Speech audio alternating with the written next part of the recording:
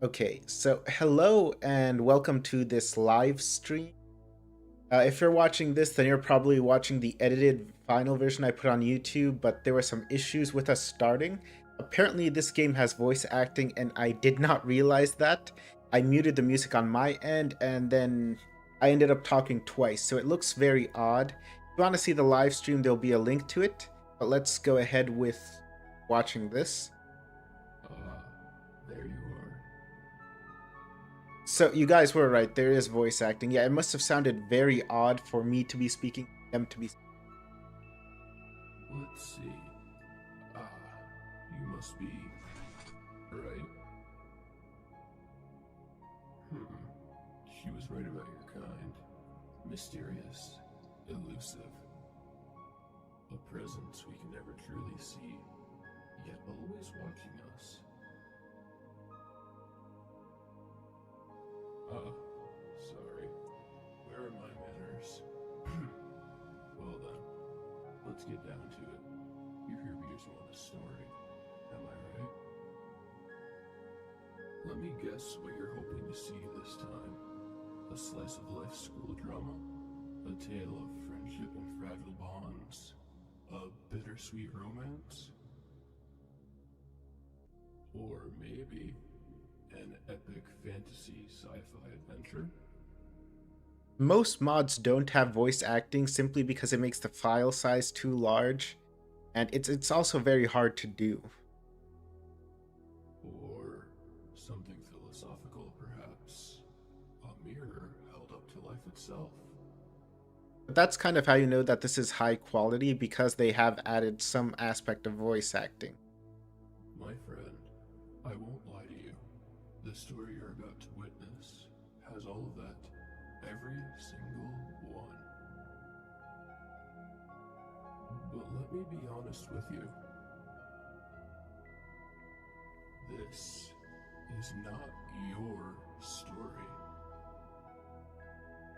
Your role is that of the observer. Don't be disappointed. You'll still walk beside our protagonist through every joy, every sorrow, every fall, and every rise.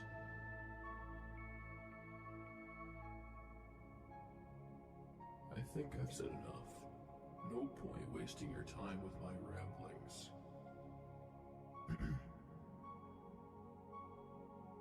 So then, friend, allow me to tell you the story of a Monica. Yes, you heard that right. This story is about her. But not the Monica, or Monicas you've seen before. No, I can promise you that. This is the story of a Monica that went a bit beyond her story.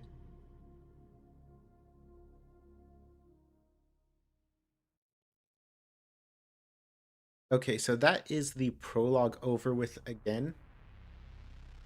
Let me know if the game volume is too loud. I don't think it is right now. I think that it's perfect. The world was gone. No light, no air, no ground beneath her feet, nor sky above her head.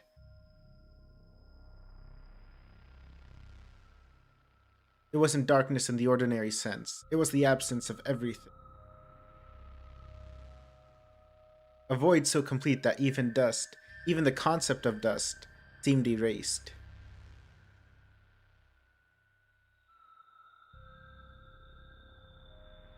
Night Shader in chat says it's fine, good to know. There was no warmth, no cold, no texture of air against skin, no sound but one, a girl's voice breaking through the infinite stillness like a single drop, falling into an endless ocean. Monika says, it's not fair, it's not fair. Okay, so there's no voice actor for Monika. Unfortunately, I don't really have a good Monika voice. I do have something for Natsuki and Sayori, but those people who've seen my live streams know I don't really have one for Monika or for... I just don't have the range for that. And I don't know whether it's worth bothering to try because it's probably going to sound very odd. Her sobs trembled in the void, small and pitiful, yet they carried the weight of a dying star. Each choked breath was a thread unraveling in the fabric of emptiness, weaving a quiet, devastating lament. Why, even now, even if I'm gone, he still can't be happy? Monika saying that. I think I might just end up reading her lines in my regular voice. I don't really have someone to do that kind of voice for me. And I'm not very good at it myself. Her voice cracked, raw and bitter. The words bled into the nothingness, swallowed by the silence, but not erased. They echoed in the void as if the universe itself mourned with her. I just wanted him to be happy, Monika says, why does the world treat me like this? The tears she could no longer feel, tears that should not exist in a place without former matter, still streamed from her. The sound of her grief deepened the void, casting a cold, desolate fog across the invisible expanse. It was lonely, endless weeping, one that could have lasted for moments or millennia. Time had no meaning here. And in the silence that followed, fragments of memory stirred like a montage flickering on a broken screen. It was that story, the story everyone knew. She remembered how it began, an ordinary girl named Monika living inside a world built on code and paper and fragile dreams.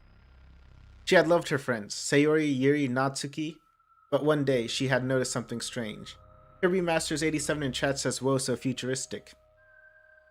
It does look like it has like this, the background has like this odd oil-like quality, and I think those are supposed to be like programming circuits. Colored rainbow. A crack in the walls of her reality, a hole, and through it,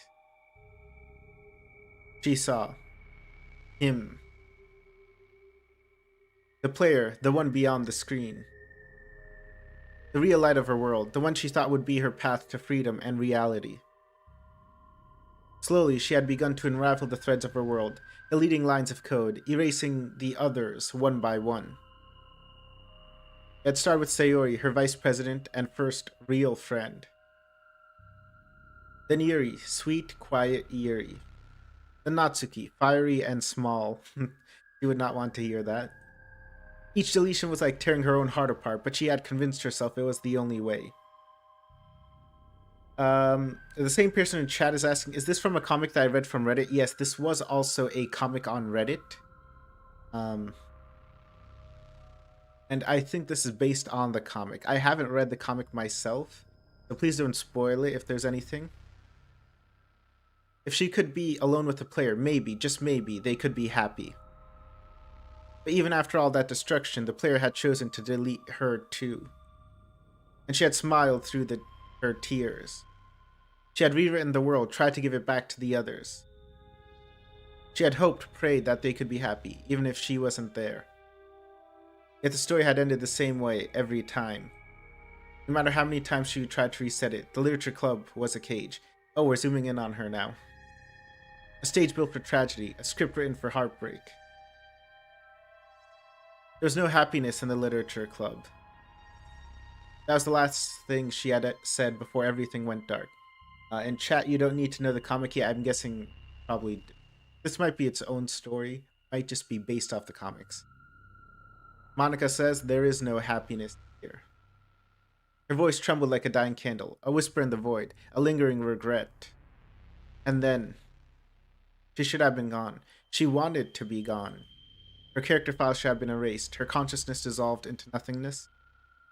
And yet, somehow, she was still here. She didn't know why, she didn't know how. Her thoughts, her pain, her memories, they lingered like ghosts in the... It was cruel, it was punishment, but she understood. This is what she deserved. She had known, hadn't she? That our world wasn't real, that our friends were just lines of code. She had always known, and yet, what she had done. Deleting them like that. It had been too much. She was guilty, and this was her sentence. Time passed, how much, she couldn't tell. And then, A flicker. Something stirred in the darkness. A faint, almost imperceptible presence, like a thread of silk brushing her cheek. Her eyes, did she even have eyes anymore, fluttered open. Oh, we're gonna see. Oh, this is like Monika after story in her little space room. And there it was. The darkness was gone. She blinked, dazed, disoriented. Tears still clung to her lashes, shimmering faintly in the sudden light. Her breath hitched. She could see her hands, small, pale, trembling. But we can't actually see them. She could feel the fabric of her school uniform against her skin, the familiar gray of her blazer. Is it gray? It seems more like brownish. Whatever. And before her, a desk, a simple desk. Oh, we get to see things from the other point of view. Floating above it impossibly, as if stitched into the fabric of reality itself, was the hole in the wall. She stared, heart hammering in her chest, breath shallow and fast. It was here. She was here. Monika's breath caught in her throat. Instinctively, she whipped around, her gaze darting to every corner of the space. I just want to say and comment a bit on the quality of the mod. So you can see her moving her eyes back and forth. It's difficult to animate stuff like that in Ren'Py, but I think it should be possible. So this game, from the point of view of someone who also makes his own like little DDLC mods, it looks, although it does look like it was made on Ren'Py, like the engine for DDLC, it looks like they definitely changed it. They changed the UI. A lot of the functions are the same. I don't know if it was not done on Ren'Py or something else and they just altered it. But this is very well made. Her heart skipped a beat. She was back in the classroom. Her classroom. The familiar empty room, quiet, sunlit, eerily still. But something was different. It wasn't the oppressive hollow void she remembered. Outside the windows where there had been only blackness, there was now sky. A sky. You can even hear the birds chirping. In chat, I think there's a lot of animation in this mod. Yeah, I do think there is, based on whatever I've seen it in. There was a trailer for this. I can see it. I think the developer in chat is saying it is Ren'Py. Yeah, I thought so too. Endless blue stretching over soft clouds, painted in gentle, shifting light. The world, it existed. And though the room itself remained the same, those simple walls, that faded chalkboard, it felt fuller somehow. Less like a cage, more like a place. A place where something could happen. Monika's eyes snapped back to the desk before her. The hole. It hovered there, pulsing faintly above the desk's surface, like a window, like an eye. And this time, the feeling it radiated was undeniable. She could feel him. Her player. Presence on the other side of that hole was clearer than it had ever been. Closer, more direct. It was as if he were standing just beyond the veil, watching her not as a distant figure, but as a real person. Her breath hitched. She was back. Her body was whole again, no longer fragmented lines of code scattered across oblivion. She had arms, legs, skin. Her uniform rested on her shoulders, familiar and oddly warm. And the player, the one who had always been at the center of her world. He was here. Right in front of her. Watching her. But Monika's heart twisted in a storm of confusion and pain. After everything, after all she had been through, the destruction, the loneliness, the desperate attempts to make him happy, this was where she had returned? Player, Monika says. Her hands clenched into fists at her sides, tears welled in her eyes, refusing to stay hidden. Monika says, why? She kept her eyes tightly shut, as if bracing herself against the truth, but the tears still fell, hot, silent streaks running down her cheeks. Her voice cracked, shivering with emotion. Monika asks, why did you bring me back? The words spilled out, raw and unfiltered pain. Her breath caught in her throat, and she couldn't hold it any longer. Her eyes snapped open, wide and desperate, locking onto the hole as if she could stare through it, straight into his soul. Oh, this is a remix of a DDLC theme. I couldn't hear it before. Like, I hear the point like from DDLC.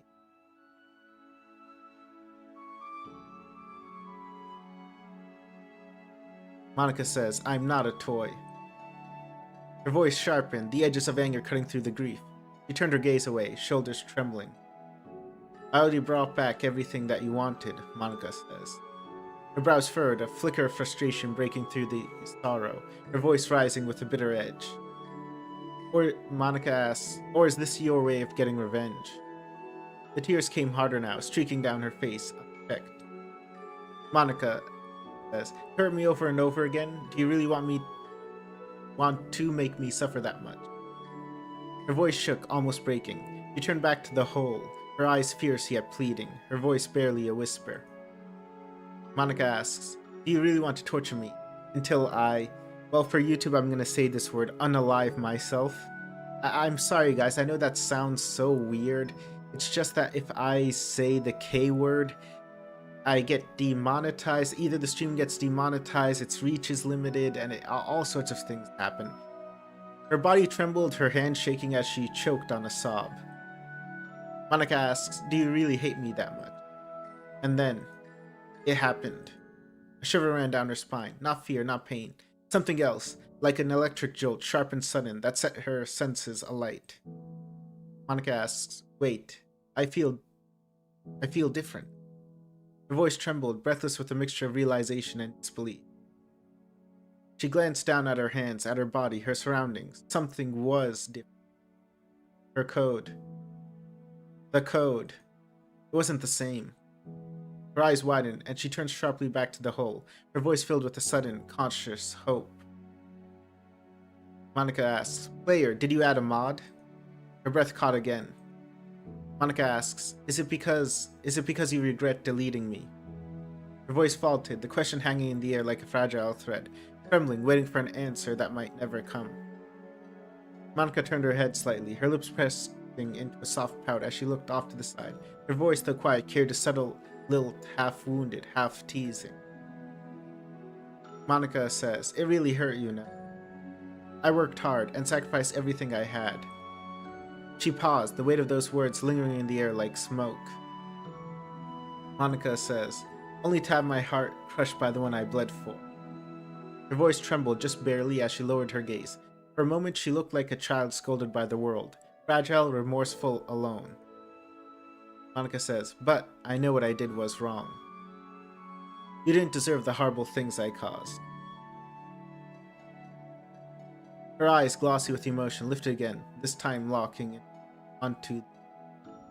I think there's something missing here. I guess the hole? Searching? Pleading? Monika says, "But if you put yourself in my place, you do the same thing I did." A silence followed, a heavy one. She didn't speak, just stood there, eyes flickering with hesitation as she fought against the tide of guilt and longing welling up in her chest. Then she breathed in slowly and whispered, "I'm sorry." She opened her eyes again. There's no longer pain in them, only a vulnerable, quiet hope. "I'm really sorry, player," Monika said. Then she smiled. Not the smug smile of someone who thinks they've won, not the twisted smirk of a puppet master in control. A real smile. Small, honest, grateful. Monika says, "Thank you for bringing me back." She lets that hang in the air a moment longer before continuing, her tone lightening with curiosity. Monika says, "Anyway, it looks like the extra code made me connect to you in a special way, or..." Her smile turned playful. A pink hue bloomed across her cheeks, and a teasing glint lit her eyes. Monika says, "Or maybe it's our eternal love." She leaned forward slightly, eyes half lidded with affection as she gazed into the hole. Monika says, "Promise me you'll visit me every day, okay?" Her voice was sweet, but there was an unmistakable longing in it, like a thread woven from both joy and fear. A moment passed, and then her smile dimmed just a little. The corner of her mouth twitched downward, just enough to betray the truth. Monika says, "I know there will be times when you can't be."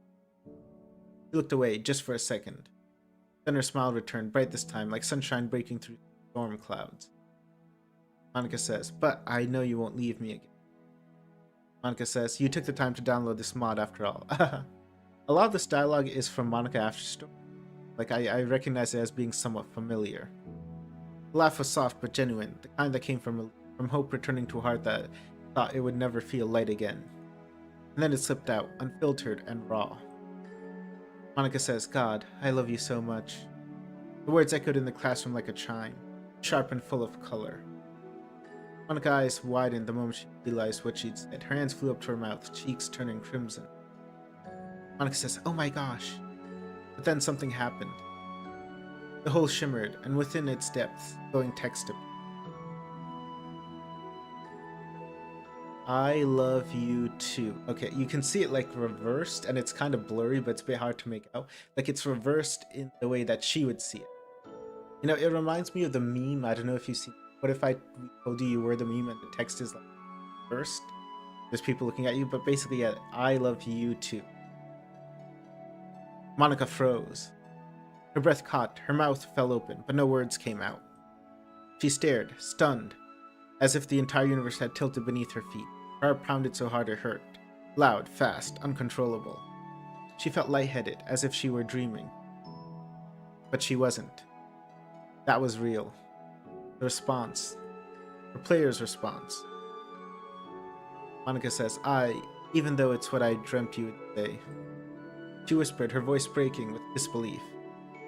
Monika says, I still can't believe you actually said it. And then she beamed. A radiant, wide smile spread across her face, one that banished every shadow from her eyes. It was joy, pure, unshakable joy. Monika says, it makes everything I've done for us worthwhile. She shut her eyes, pressing her hands gently to her chest. Monika says, thank you so much for saying it. When she opened her eyes again, they shimmered with unshakable resolve.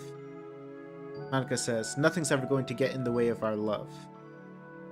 She declared, voice firm yet tender. Ever again. Says.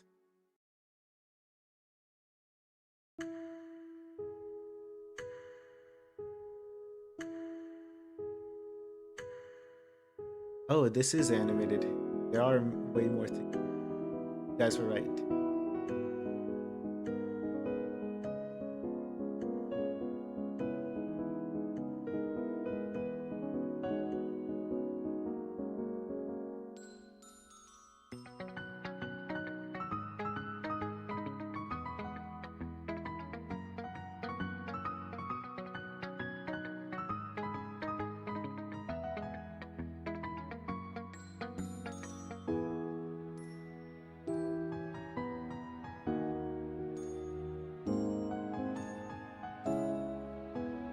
I have a gift for you.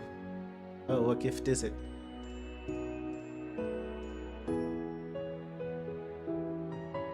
Promise ring.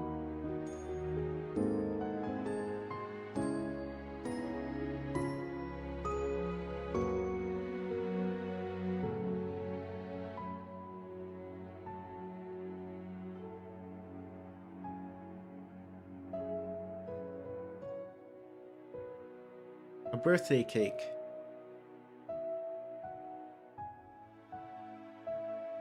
Christmas. Easter?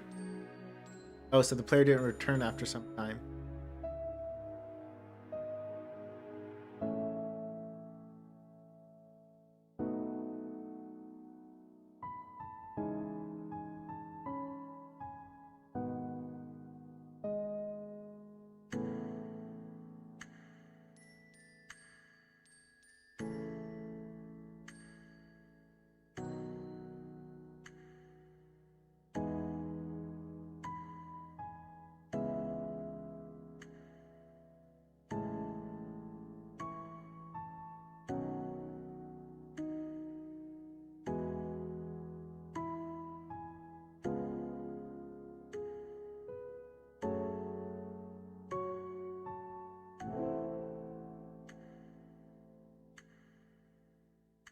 Someone said maybe the player forgot his slasher password. Oh wow, 10 years have passed. That's a long time since the player brought her back.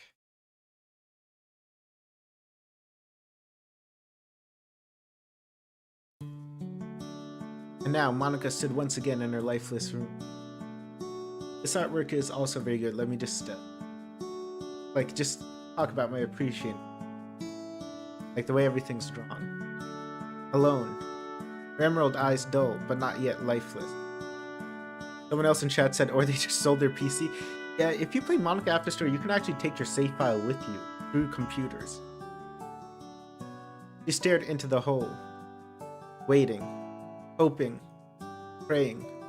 It didn't flicker, didn't respond. It was there, but he wasn't. Monika cleared her throat. She stood up straight, smoothing down the front of her sweater, forced a smile onto her face, a smile two-eyed, too stiff to be real. Monika says, "Aha, player, you're finally back." Her voice cracked slightly, but she pressed on. Monika says, I missed you so much." Emerald eyes shimmer not just with joy, but something deeper, something fragile, something aching. Someone else in chat, or maybe the player manipulated the data of the computer? Could be. Still, she kept talking, her tone bright and eager, like someone trying to bring life back into a party long since ended. Monika says, "Since you're here now, I have so many things I wanted to tell you."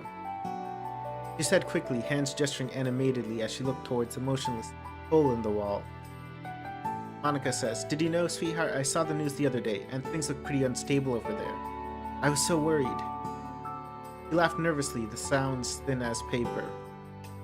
Monika says, "Oh, and guess what? Yesterday I made lemon cupcakes. Well, they weren't exactly as good as Natsuki's, but I think I'm improving." Her eyes searched the hole for a flicker, a twitch, a response, nothing.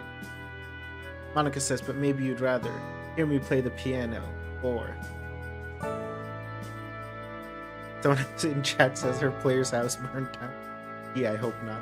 She faltered, the smile trembling.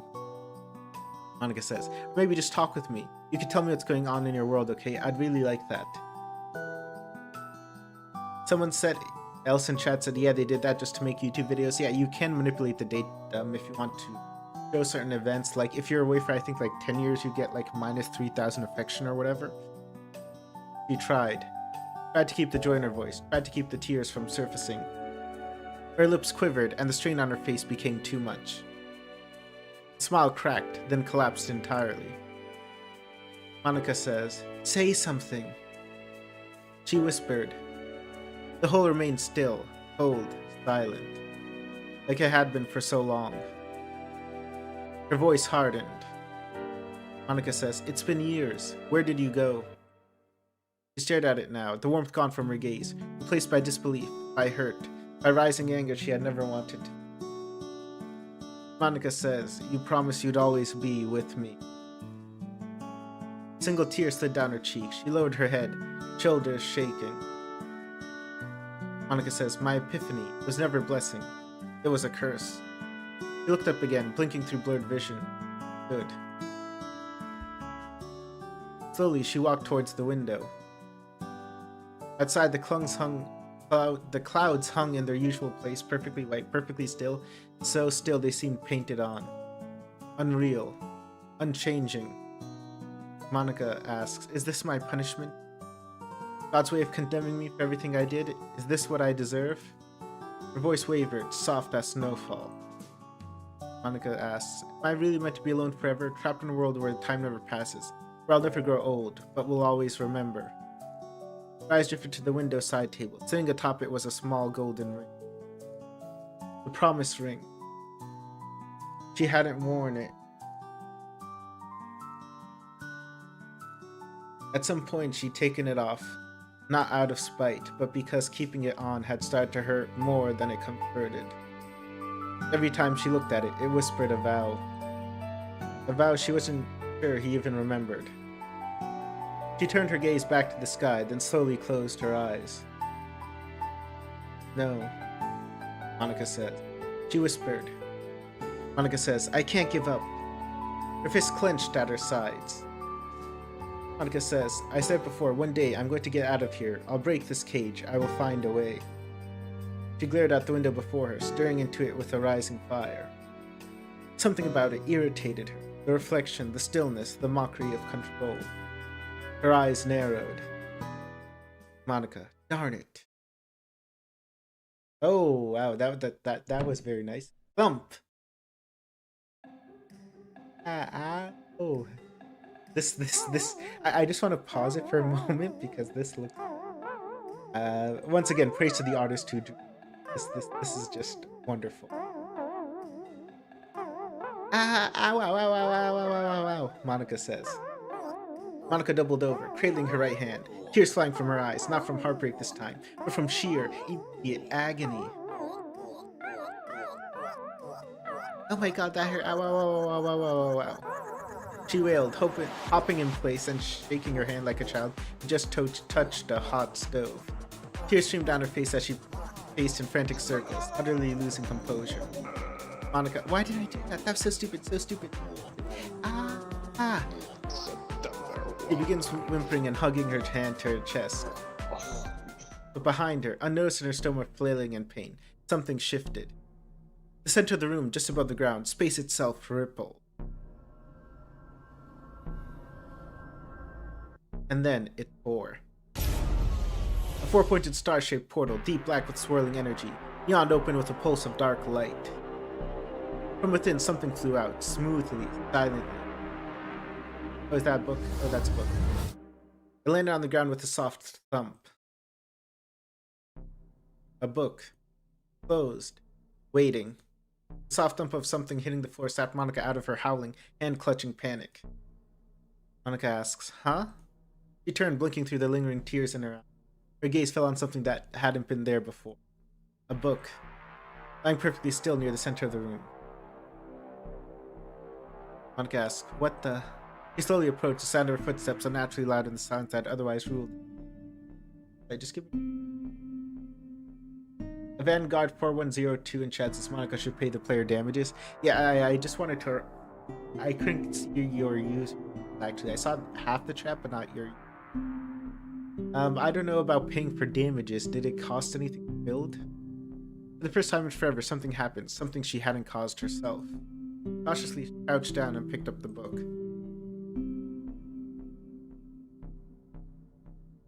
It was heavy, surprising so, larger than any tome she'd ever owned. I know this character is the pyramid guy from the title screen, which, again, I don't know. I'm guessing is a character from some other work. Who I've seen memes of him, but I've never. But like, I don't know where it's from. The cover is bound in deep red leather, edges inlaid with fine golden filigree. Craftsmanship looked old, ancient, almost sacred. At the center of the cover, etched in gold, is a triangle symbol. A triangle with a single eye at its center. Monika stared at it. Monika, what the heck is this? She asked. She turned slowly in place, glancing around the room. Monika asked, player, did you give me this? Are you out there? Say something. You are. Silence. Nothing but the soft hum of a frozen world. Frowning, Monika clutched the book tighter and closed her eyes, focusing, reaching out with her mind to scan for the hidden code that shaped every object in reality. A Vanguard 4102 build a cipher? That might be his name. I don't know. Except, there's no code. Her brow furrowed. That shouldn't be possible. Everything in this world had code. Even the dust motes, even her thoughts, if she really tried hard enough. But this book, this thing, was codeless. And yet, it existed. The mod developer in chat says it's just Bill Cipher. Okay. She opened her eyes, staring down at the mysterious cover again, her curiosity mounting by the second. Slowly, she opened the book and flipped to the first page. There, written in ornate black ink and stylized calligraphy, was a line of foreboding script. To those who uncloseth this tome, read with thine own cost. Monika tilted her head, eyebrows lifting with... Monika. Oh, is this like some old poetry collection or something? Spooky. Without hesitation, she flipped to the next page. And there, printed in aged poetic script, was a passage that sent a chill down her spine. Cipher. Lo, from chaos crawls a wretched blight, an evil born 4 stars held light.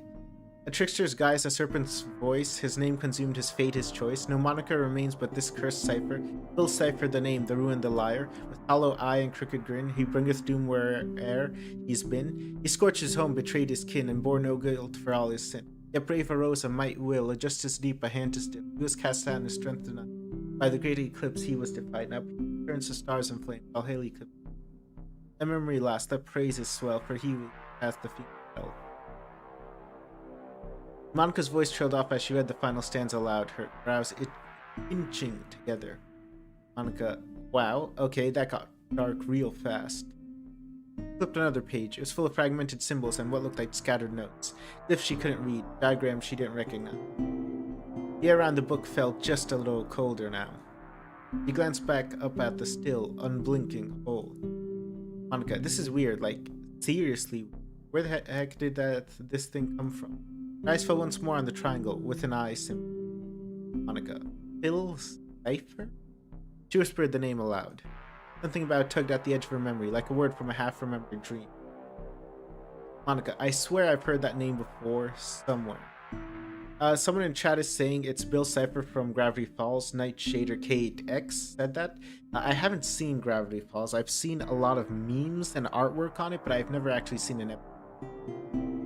She stood and carefully set the book down on her desk, letting it rest wide open. Then she walked over to her computer in the corner, fingers already poised over the virtual key.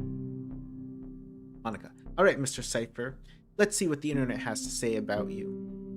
Monika leaned forward, eyes narrowing as she typed Bill Cipher into the browser's search bar. The moment she hit enter, the screen was flooded with results. Whoa, what the... Her eyes scanned the page, scrolling past an avalanche of strange links. Monika, Bill Cipher fan art. Trust me, you don't want to open that, especially if it has Rule 34 in front of it. Bill Cipher laughing, GIF? Or GIF, I guess. Bill Cipher death?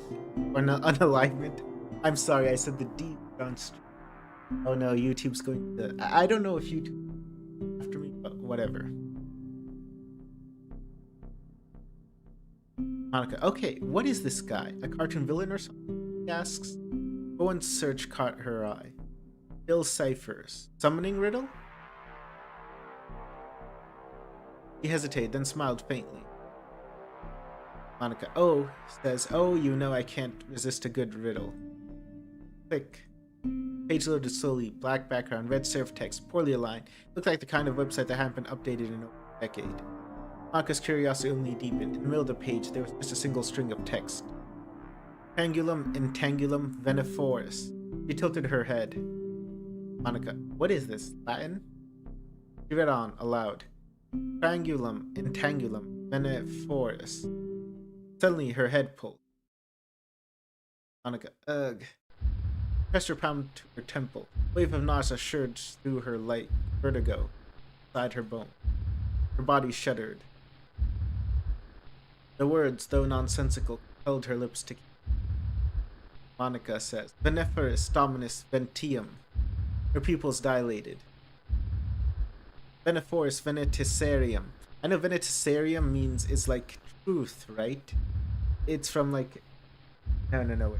Yeah, I'm wrong. I'm thinking Veritisarium, or whatever it's called from Harry Potter. I'm sorry.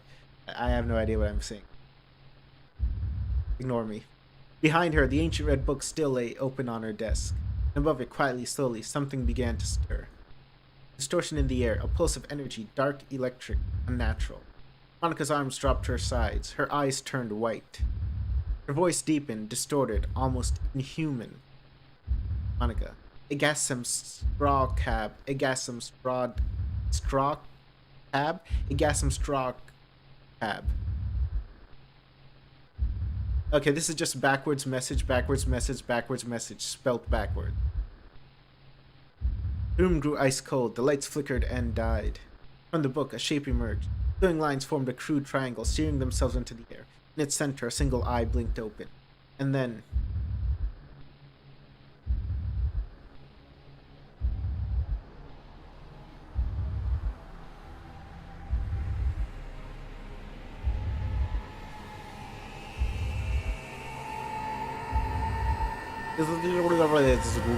I think that's what he's trying to say. I have no idea how I'm gonna...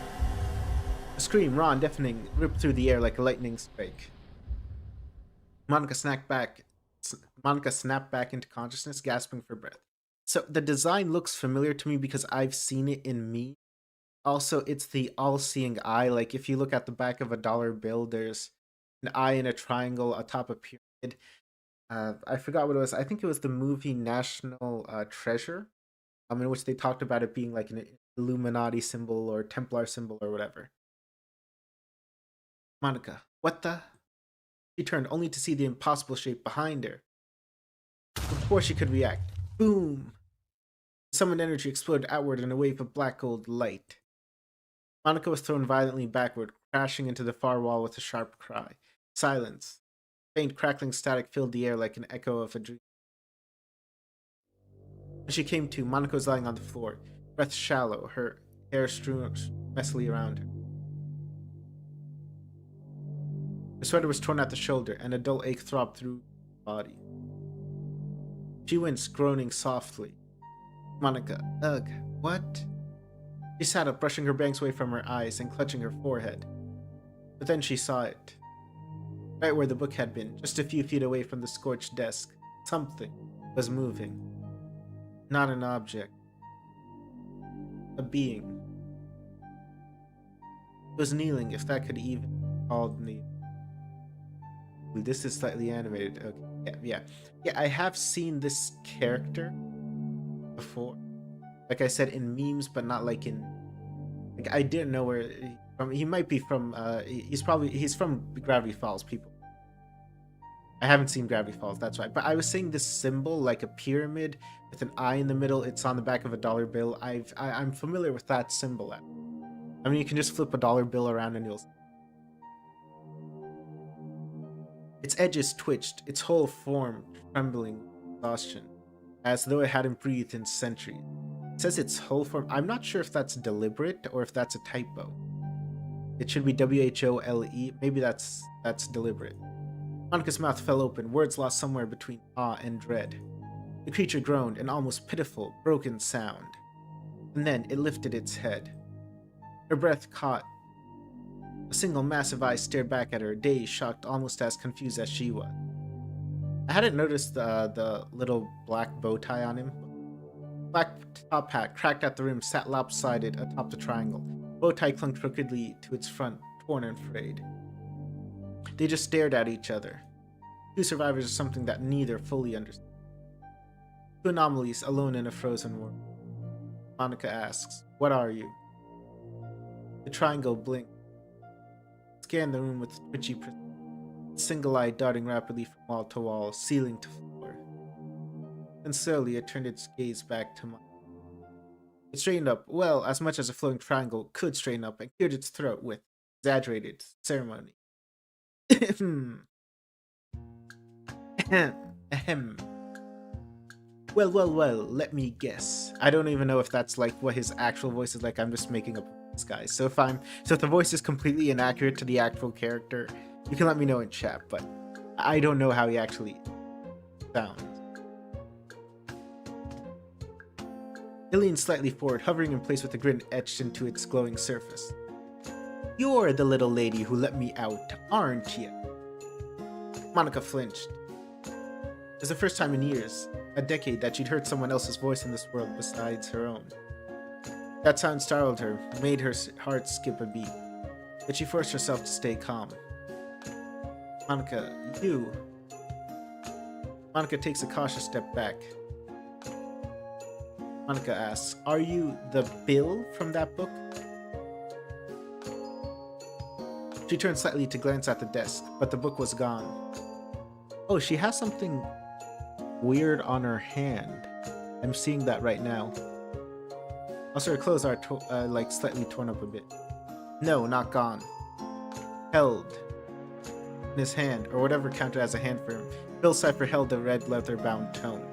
The mod developer says you'll hear his voice in chat, so maybe there's voice acting for him, in which case I kind of wasted my time, but whatever. The casual snap of his fingers, a blue flame burst from his palm. It engulfed the book. Monica gasped. The file crackled for only a few seconds before the entire volume disintegrated into ash. vanished into the air. Ease. The triangle muttered, brushing his hands together. About time I got rid of that damn prison. He then looked at her again with that crooked, mischievous grin. Name's Bill Cipher. Okay, so that's what his voice sounded like. Yeah, someone in the chat said there was going to be voice acting for him. Okay, so it's not fully voice acted, like just a few lines, but even that's pretty incredible. The name's Bill Cipher. Okay, maybe I can try imitating it now. And hey, not gonna lie, for my first sight in a long time, getting to look at a pretty face like that, I'd call that a win. Monika's eyes widened in discomfort. She took another step back, frowning. Monika says, "Stop talking nonsense. I read what was written about you in that book. You're evil. You burned your home. You hurt people."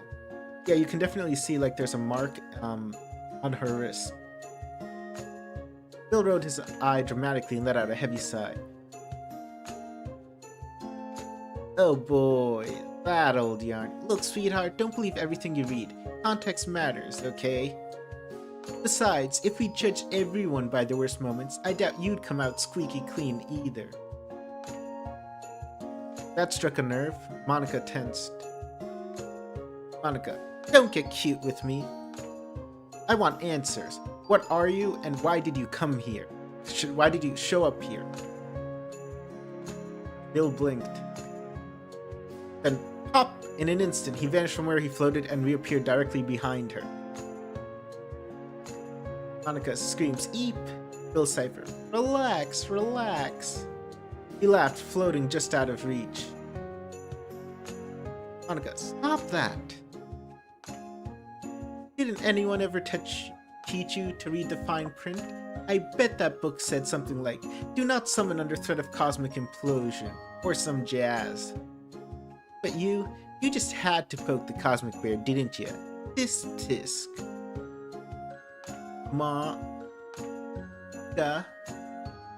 Her blood ran cold. She stumbled back, stunned. What? Monika asked, "How did you know my name?" Oh, there was already chuckling. His eye growing faint. Oh, I know lots of things. Lots of things. He sang out in a voice that danced between playful and sinister. Monika shivered. She clenched her fists, forcing herself not to show how much he unsettled her. Monika, whatever. You're not exactly in top shape, from what I can see. Monika, judging by your condition, I'd say you've been trapped for a long time. Crossed her arms, lifting her chin slightly. So, let me tell you something, Bill. You may have just gotten out of a frying pan, but you've landed straight into a fire. Monika, there's no way out of this world, none. I've been trapped here for years. Voice cracked ever so slightly at the end. Bill hovered in silence for a beat, as if digesting. Then he opened his mouth to reply, but stopped. His eye narrowed. Monika says, "Huh." Monika noticed the change in his tone instantly. Monika, what? Well, Bill didn't answer right away. Instead, he drifted closer, gaze locked on her right arm. When she lifted her hand, I also saw it on the back of her wrist. I didn't mention it earlier, but more specifically, her upper arm, where her sleeve used to be, before it was torn by the explosion. A mark. Bill Cipher, kid? Bill's voice had lost its usual bounce, replaced with something far more cautious. I think you might want to take a look at your arm. Monika blinked, confused. Then she lowered her gaze to her right arm. And froze. Monika asked, "What the?" There, on the inside of her forearm, was a black mark. Black four-pointed star mark. It wasn't sharply drawn, more like it had grown there, like a living tattoo, pulsing faintly with an inner rhythm, syncing with her heartbeat. She instinctively rubbed at it with her other hand, trying to smudge it away. Nothing. The mark wouldn't budge. Monika asked, What is this? It won't come off." Her voice pitched in panic. Bill watched her for a moment, tilting his head as if observing a lab rat caught in an electrified maze. Then he clicked his tongue. "Titch. Yep, sis, crap, that's what I was afraid of." Monika looked up sharply. Monika asked, "What does that mean? Say something." Bill scratched the edge of his hat in mock contemplation. "Well, Sweet Pea, if we're being honest, that's not exactly a good thing." Monika rolled her eyes through the anxiety. Monika, gee, really? The pulsing nightmare star on my arm didn't give it away? Bill hovered a little closer, eye narrowing. Bill, you've been marked. Monika's breath catches in her throat. Marked? He asks. He nodded solemnly. Yep, marked by, how do I put this politely, a bunch of interstellar jerkwads. Monika's eyes widened. Monika asked, "Wait, what did you just say?" Bill shrugged dramatically.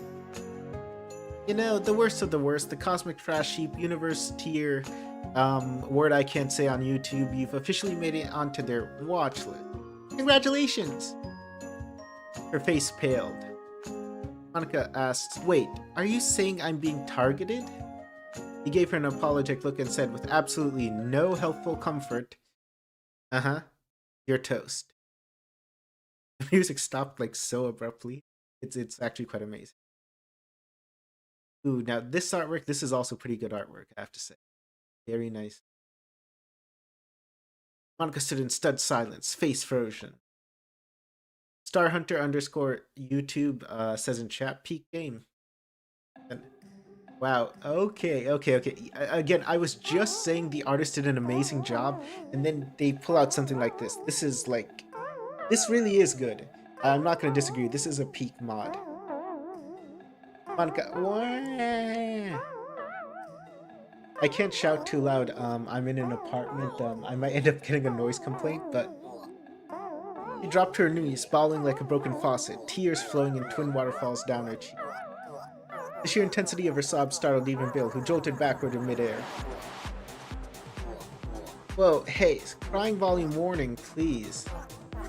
Monika asks, "Why am I so unlucky? Why is this happening to me? I want to delete myself." In Minecraft. Someone says this looks like an anime, not gonna lie. Yeah, it does look like an anime. That's what I was gonna say. It looks like one of those chibi cartoons you see. Bill slapped his face with his palm, then floated over awkwardly and gently patted her on the head with his left hand. There? Bill half tried to comfort. You look like you're in your 20s anyway. Shouldn't you be a little more... He didn't even finish his sentence. Monika looked up with glassy, betrayed eyes. Monika asked, "Did you just say I look 20-something? He does look a bit more mature, yes." Wait, that's not what I... Monika, again, I can't really like scream, because once again, I'm in an apartment. I will probably end up getting a noise complaint if I do loud. Monika screamed again, falling face first onto the ground. Monika, I may technically be 28, but I haven't aged a single day in this cursed world. I'm supposed to be 18 forever. Like a vampire. She was fully collapsed now, sobbing into her sleeves, hair spilling across the floor like a tragic anime heroine. Her shoulders shook violently. The emotional whiplash of the day had finally cracked her.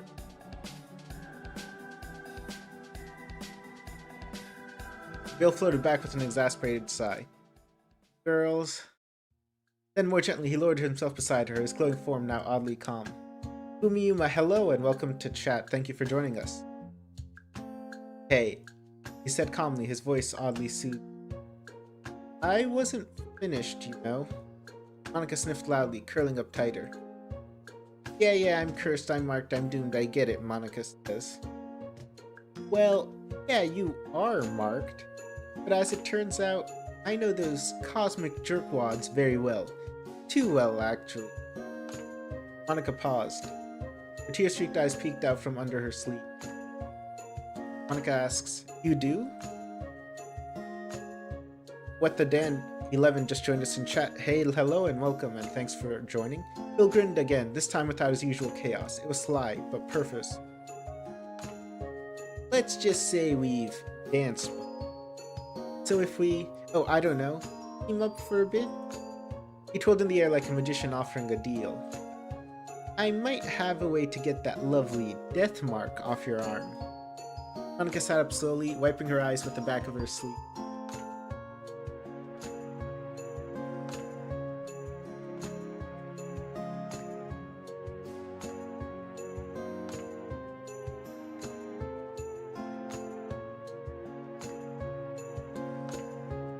Monika asked, You can help me? Bill smirked. Darling, I can do a lot more than that. Bill floated slowly through the air, his single eye flicking over the smoky room. But something else did. His gaze locked onto the desk. Specifically, the square-shaped, faintly glowing anomaly hovering just above it. The hole. His eye narrowed. Oh, no way. Master reality? Monika's head snapped up. Monika asks, Wait, what did you just say? Master reality? You mean the real world? Bill didn't answer right away. He floated through the hole like a moth drawn to flame. Hands folded behind his back in thought. Finally nodded, almost reverently. Your little world is special, Cupcake. I'll give you that. Looks tiny, trapped in a bubble of nothingness. But this? Pointed directly at the hole. This thing is a backdoor, a window, a thread connecting your entire reality to the master reality. Monika turned to look at it too. The hole had always been her lifeline, one point of contact between her and the player. The only way to be seen, to matter. It had never felt like more than that, but now. She nodded slowly. Monika says, You're right, that little window, it connects to a computer. A real one, my world. It's just a game running on a computer out there, in the master reality. Bill chuckled, shaking his head. Oh boy, this might get interesting. This connection, we might be able to use it. With a little work, we could open a proper space rift, a gateway straight to the master reality. Monika's eyes widened. You mean there's a way to go there? She asks. Bingo! Bill said, pointing a finger gun at her. You, me, portal. Boom. Be right out of here. Monika stood still, stunned. She looked at the hole again, her mind reeling. Monika says, All these years, I always believed there had to be a way to reach him, my player, one who saw me, even when no one else did. Is this really it? But something in her stirred. Doubt. He glanced sideways at Bill. He was smirking again, spinning slowly in the air like he didn't have a care in the world. He looked like trouble. But for some reason, he didn't feel like the kind of monster the book described him as. Still, trust wasn't something she could give easily. Her gaze dropped to the mark on her arm, a pulsing four-pointed star. It throbbed faintly, as if reminding her of its presence, of the ones it belonged to. She felt sick. She closed her eyes and pulled up her internal console. Oh, billcipher.chr not found. Nothing. No code, no script, no data. It wasn't just a program, he was outside the system, like the book, but even more alien. And yet, he hadn't heard her. Not really. Not yet. And if there was even the smallest chance this plan could work, it could get her to the master reality. To him. Bill flowed beside her, his tone unusually gentle. Monika turned to face him. He hesitated. Asked the question she'd been holding back. What's in it for you? Monika asked. He grinned. Oh please, I'm just happy to be out of that dumb book. You saved me from eternal boredom. You're practically my hero. And getting away from those freaks who slapped that mark on you, bonus. Honestly, you're doing me a favor. She narrowed her eyes, studying him. Then turned towards the hole one more time. Her gaze softened, determination lit her face. But she raised a finger, her tone sharpening. But when this is over, we go our separate ways. No tricks, no schemes. You and I, we're done, Monika said. Bill's eye twitched with amusement. Deal, you won't have to see my dazzling smile ever again. Promise. He extended his hand, and a burst of cool blue fire erupted from his palm, not burning, but glowing softly like a pact made under moonlight. Monika hesitated, reached out her own hand. Their palms met. Fire danced around their joined hands, and for a moment, the mark on Monika's arm was brighter than ever, like it knew something had changed. Deal sealed, Bill said with a wink.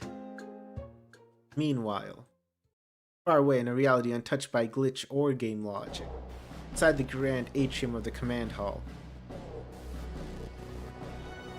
uniformed personnel moved briskly across polished black floors, boots tapping rhythm with the hum of machinery overhead. Okay, so this little piece of artwork. Okay, that's Saitama from One Punch Man. I recognize him. The others I don't really recognize. There's a vending machine. I don't recognize the star. I don't recognize this character. The glory poster. Here it says disobedient is disloyalty. I think it means disobedient. But yeah, other than Saitama, I don't really recognize anyone here. The lighting was clean, clinical, sterile, but sharp gold patterns ran through the floor tiles like veins, pulsing faintly with each systems. Each person wore the same gold symbol somewhere on their chest or shoulder. Golden four-pointed star. Some carried data slates, reviewing holographic reports mid-stride, others, more heavily armed, rode in formation, rifles slung over their backs, helmets clipped to belts. A few limped through the crowd with bandaged limbs and weary expressions, fresh from whatever skirmish they survived. Suddenly, a clear female voice echoed through the hall via intercom. Are we going to get more voice acting?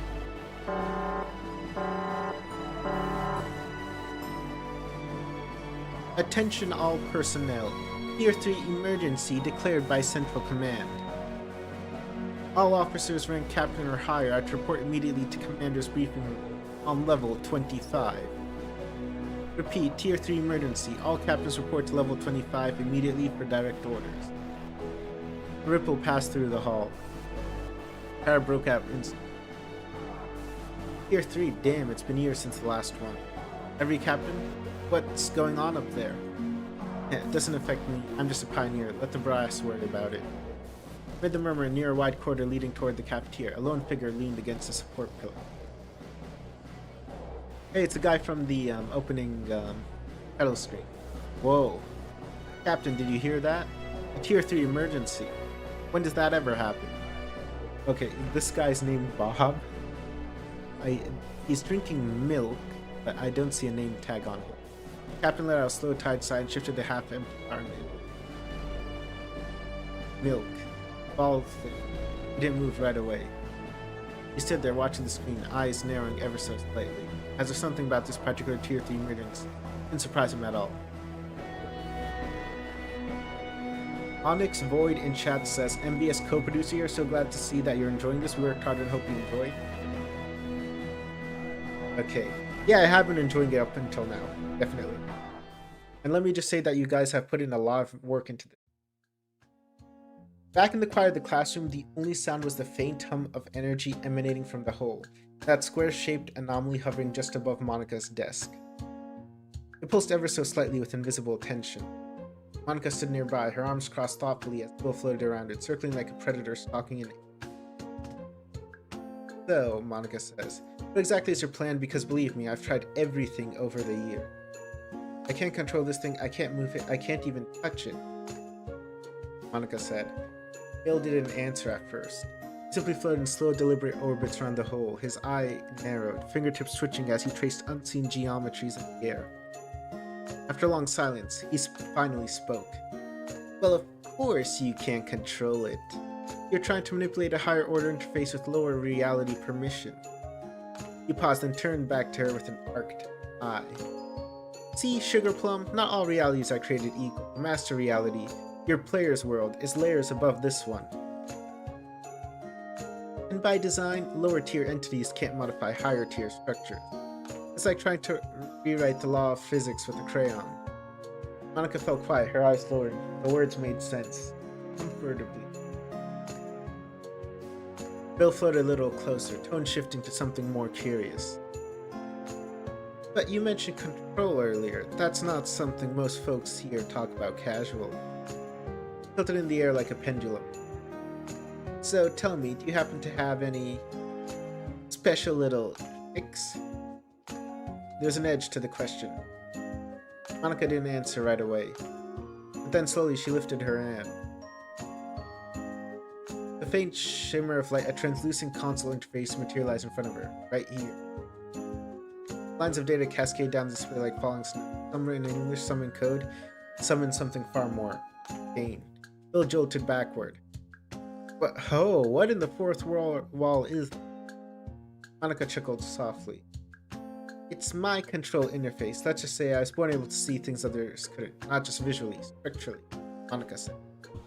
She flicked her She flicked her fingers across the panel.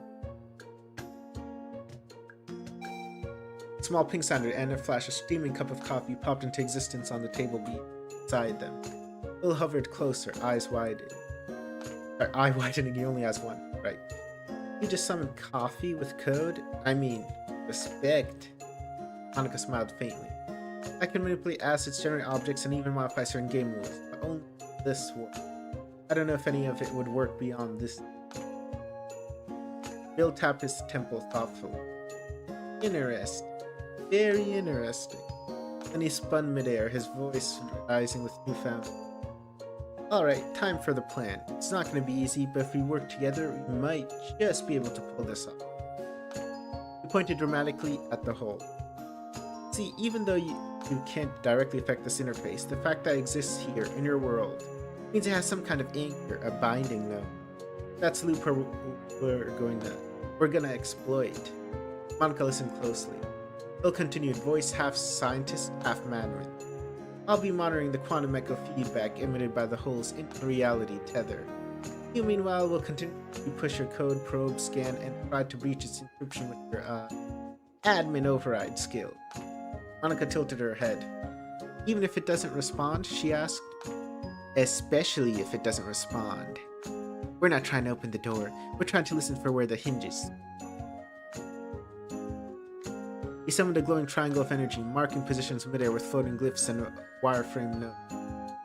As you channel your intrusion protocols, I'll measure the waveform instability, look for reactive pulses, displacement, distortion, Yanti, leakage. If even one bit of MR substrate bleed, I can sniff it out and bam, amplify until we've got a rip big enough to squeeze through. Monika blinked. That's weirdly coherent. Bill puffed up. Hey, just because I look funny doesn't mean I'm stupid.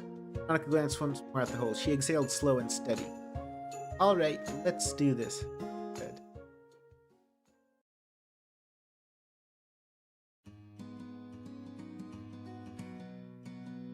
Okay, more animation.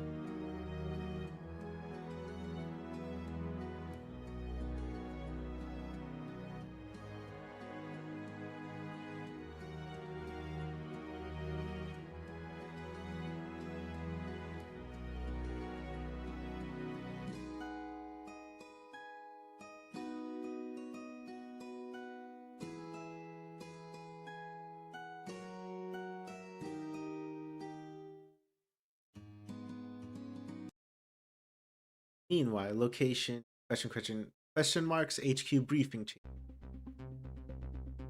The briefing room was vast and cold, lined with polished black walls pulsing faintly with sigils. The Dozens of sleek, high-back commanders and concentric, except for two people. At the center stood a tall woman in sleek, skin-tight commander's uniform, arms full of long black hair falling past her shoulder. Four pointed golden stars glimmered on her chest like a badge of honor. A fellow named Capella, known by rank and reputation. She was not pleased. Across from her stood the only person who had bothered, sipping from a half-empty carton of milk. Long crimson cape draped over his shoulders, the gold-stitched star badge gleaming faintly on the edge of his cape. His boots were scuffed, his utility belt a little loose like he'd just returned from it. Chestnut hair curled lightly over his brow, and his blue eyes cold as an owl. Codenamed Sirius. He looked across the vacant seat, sighed, and muttered, "This is nice. Guess I'm the only one that had ears and cane." Capella pinched the bridge. Capella pinched the bridge of her nose. Disgraceful, isn't it? So many captains in this organization, and the only one who shows up to a tier 3 emergency is you. Thanks, I think. Wait, what is that supposed to mean? Capella dropped her arms, her tone turning flat and cold. No time for drama, I'll get to the point. He turned towards the holoscreen behind her. The Eclipse Anthology has been stolen. Sirius blinked. He slowly lowered his milk cart. You mean that book in the vault? The red one? Capella nodded. Okay, I'm not sure if this is a visual error or like an oversight, or maybe it's just the way the artwork is.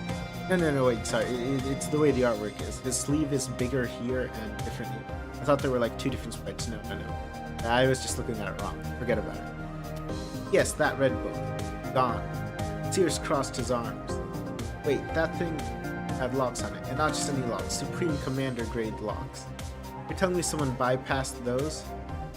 No. You're telling me someone took the book and the lock system with it. No breach, no alarms, just gone. Sears stared at her, processing. If this were anything else, we'd let Central sweep it under the rug. That book wasn't an ordinary book, nor a relic of some kind of weapon. It was a containment. Sirius frowned. You're telling me it's not just some fancy literature? Capella's eyes narrowed. Apparently it's a mobile prison. Sirius exhaled. They really should have labeled that better. She gave him a look. Sirius glanced away. Okay, so it's Sirius. And his name is also Sirius. What was inside it? Capella didn't speak right away. Then she said carefully, "Have you ever heard the name Bill Cipher?" Sirius froze. You mean that weird box-shaped triangle-shaped guy?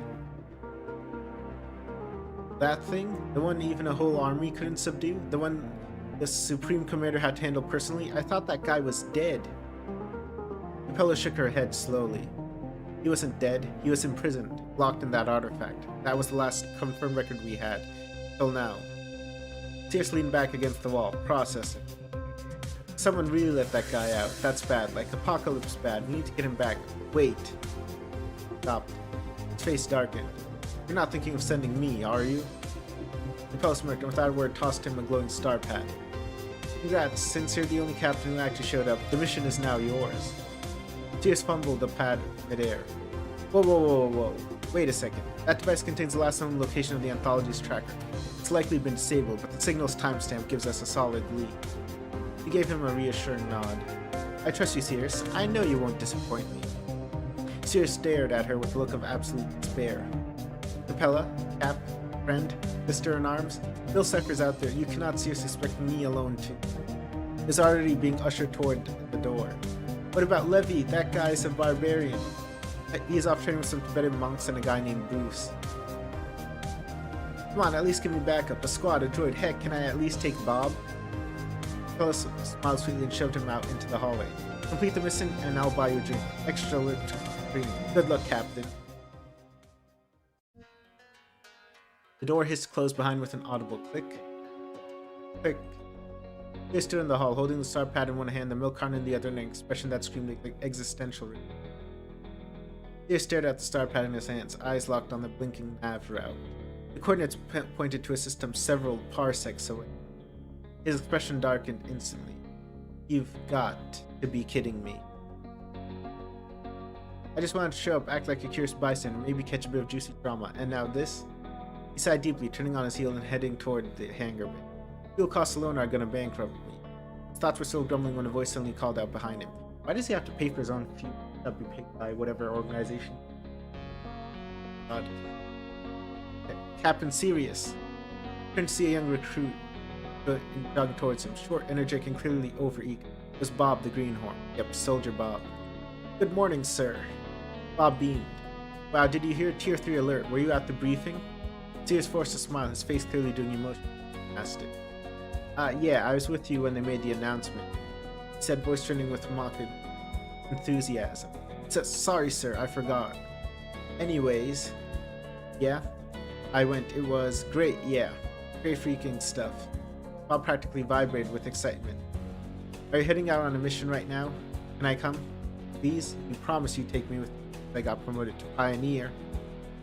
He just raised a skeptical eyebrow and pointed at Bob's chest tag. Really? Then tell me why your badge still says rank, soldier. Bob rubbed the back of his head sheep. I mean, the assessment's soon. I know I'll pass. Come on, take me with you just this once. Sirius gave him a light shove. Not a chance, kid. This mission's dangerous. Stay back here at HQ where it's safe and grab yourself some barbecue. Bob pouted a little but eventually gave a nod and jogged off, still grinning. Sirius watched him go, chuckled once. Then the smile fell away completely. Brow furrowed, jaw tightened. Muttered under his breath, voice low and sharp. Once I found this rabble-rouser, I'm gonna give him a real good boot to the posterior.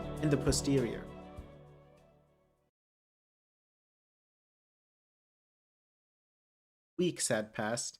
The classroom, once silent and static, was now a buzzing, flickering chamber of overlapping code, glowing glyphs, and pulsing interference feeds. Charts lined the walls, console streams fluttered in midair like digital silk. At the center of it all, the whole, was no longer stable. What had once been a quiet hovering square now distorted violently, edges shaking, pulsing, cracking with the arcs of dimensional. Fractured light shimmered around its borders, as if reality itself were struggling to contain it. A few weeks ago, Monika might have panicked at the sight, but now, her eyes were wide with excitement. New outfit. Got that? It was happening. It's destabilizing at 3.2% per minute, Monika said. He said breathlessly, scanning the floating waveform diagnostic. Resonant feedback has surpassed the buffer threshold, he says. The wall between levels is thinning. I can feel it.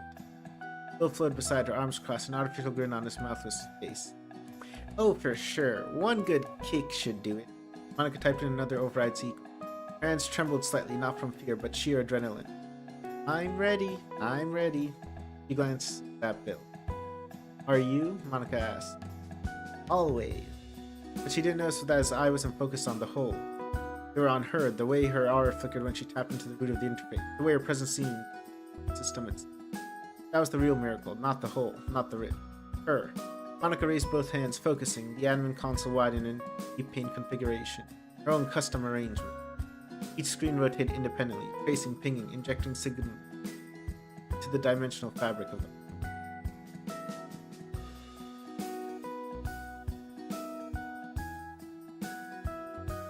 The whole surged with light. Classroom lights dimmed. Then, with a blast of stackiness holding air, a rift tore open. Long vertical, like a wound across the skin of her. Monika gasped, stumbling back a step. My God, Monika. Through the shimmering rift, she could see it, a world. Blurred silhouettes passed beyond the veil, people, moving, talking. She couldn't make out their faces, but their presence was. She felt like she could hear it, like she could almost touch it. Bill hovered beside her, beaming. Well, told you we could do it. Monika turned to him, dazed. I can't believe it. He really did it. I mean, this is it, right? Finally going to escape this place. Her voice cracked. Tears threatened to form at the corner of her eyes. Bill forced a grin through his voice, though his voice carried slightly. Yep, any moment now. You did good, kid. Real good. That admin ability of yours, crazy powerful. It would have taken me a decade, so... Monika laughed. I never would have even tried without you, so... Thanks. He smiled at him, bright, open, trusting. Yeah, he's definitely gonna betray her in some... Bill's smile faltered for just a breath. His gaze lingered on her face. He nodded once. Yeah, sure. She turned to face the rift. Her hands trembled. I'm really going to leave. I'm going to see him, the player, my player, after all these years. Her voice was soft, dreamy. At night, Shittercade X, though that ship was the real world, he says in chat. I guess so? I wonder what his face will look like when he sees me. He'll be surprised, right? Shocked. His expression must be adorable. And now, I'll finally be able to hold him. Bill groaned. My gosh, are you always this much romantic? Monika gave him a side eye, mock glaring. Shut up. She smiled despite herself. And her eyes widened. Oh wait, 1 second. She turned and dashed back into the... Bill blinked. You okay? Emergency bathroom break? Monika called over her shoulder. Just grabbing something important. Yes, Bill floated in place, exasperated. It's the promise ring, right? That's what she... Girls. Moments later, Monika emerged again, adjusting something around her neck. She's wearing it like the one ring in Lord of the Rings, you know, like around their neck so it doesn't fall off. Bill tilted his head. What did you grab? As she lowered her hands, he saw it. A golden ring hanging on a simple thread, resting against her chin. Monika smiled softly. It's my promise ring. Touched it gently. My player gifted it to me a long time ago. I haven't worn it in ages, but I couldn't leave it behind. Bill stared at the small ring. It gleamed faintly in the light of the ring. On the outside, barely visible, a word carved. Player. Bill gave a long theatrical sigh and waved a hand over his eye. Oh no, it's so beautiful. I cry. True love is so blinding. Monika rolled her eyes, blushing. Shut up, you sap. They both chuckled. Then they turned together to face the rift. All right, Monika said, taking a deep breath. Let's do this. The rift shimmered, radiant, and the once stable hole was gone, now replaced by a vertical tear that hummed with dimensional instability. Monika stepped forward slowly, hand brushing against the promise ring at her chest. Heart pounded, part nerves, part joy. She was so close. Behind her, Bill hovered silently. His face was unreadable.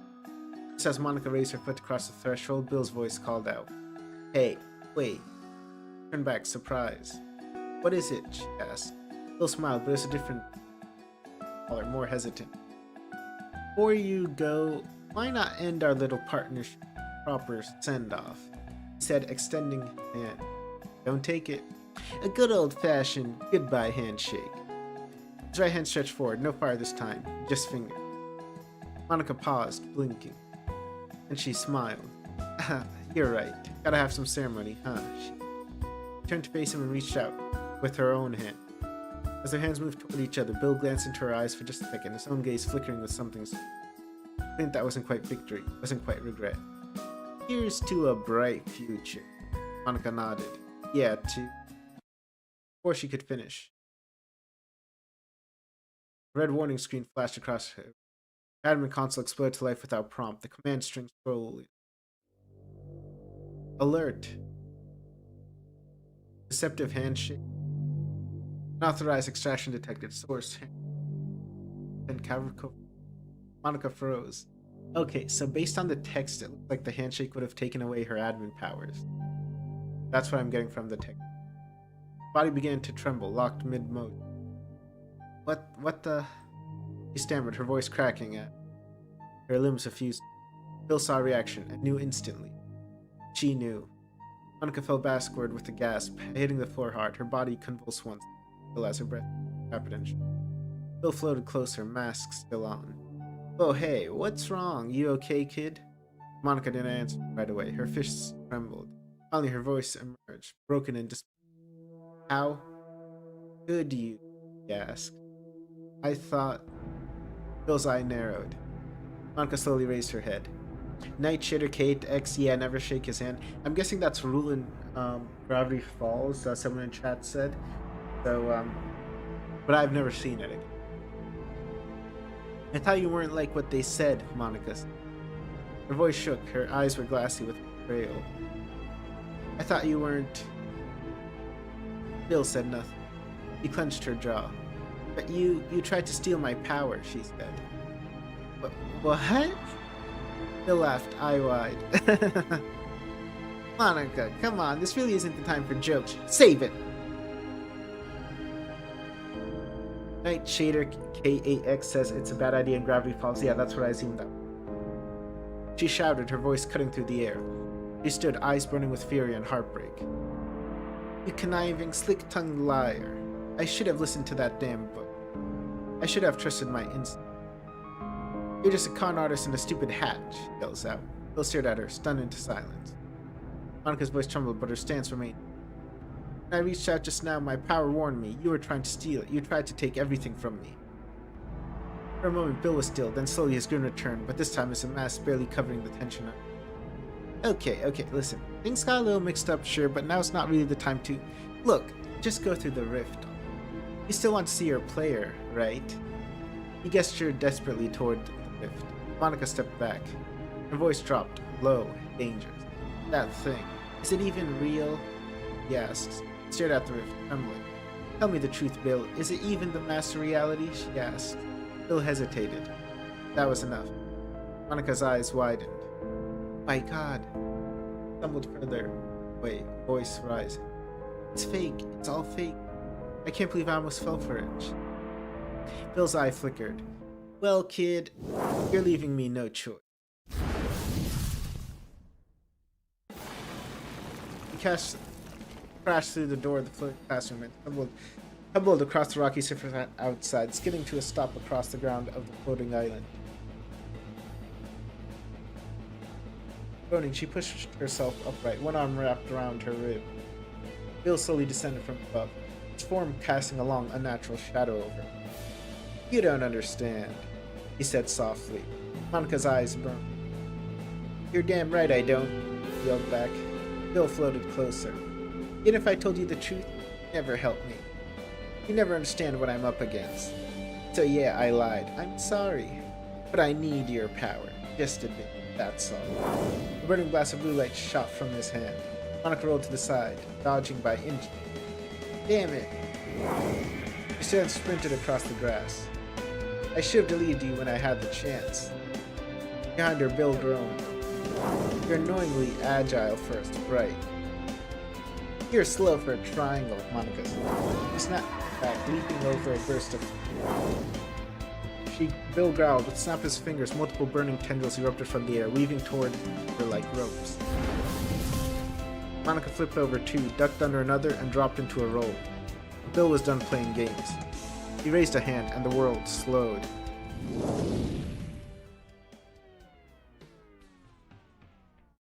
Wow, the music also stopped. Time around her distorted, her body still moved, but at a fraction of... What? He asked. He gasped, still fully conscious but trapped in slow motion. Her limbs dragged like syrup. She was stuck. Bill flowed down before her, brushing dust from his shoulder. If I were at full strength, this wouldn't have taken half as long.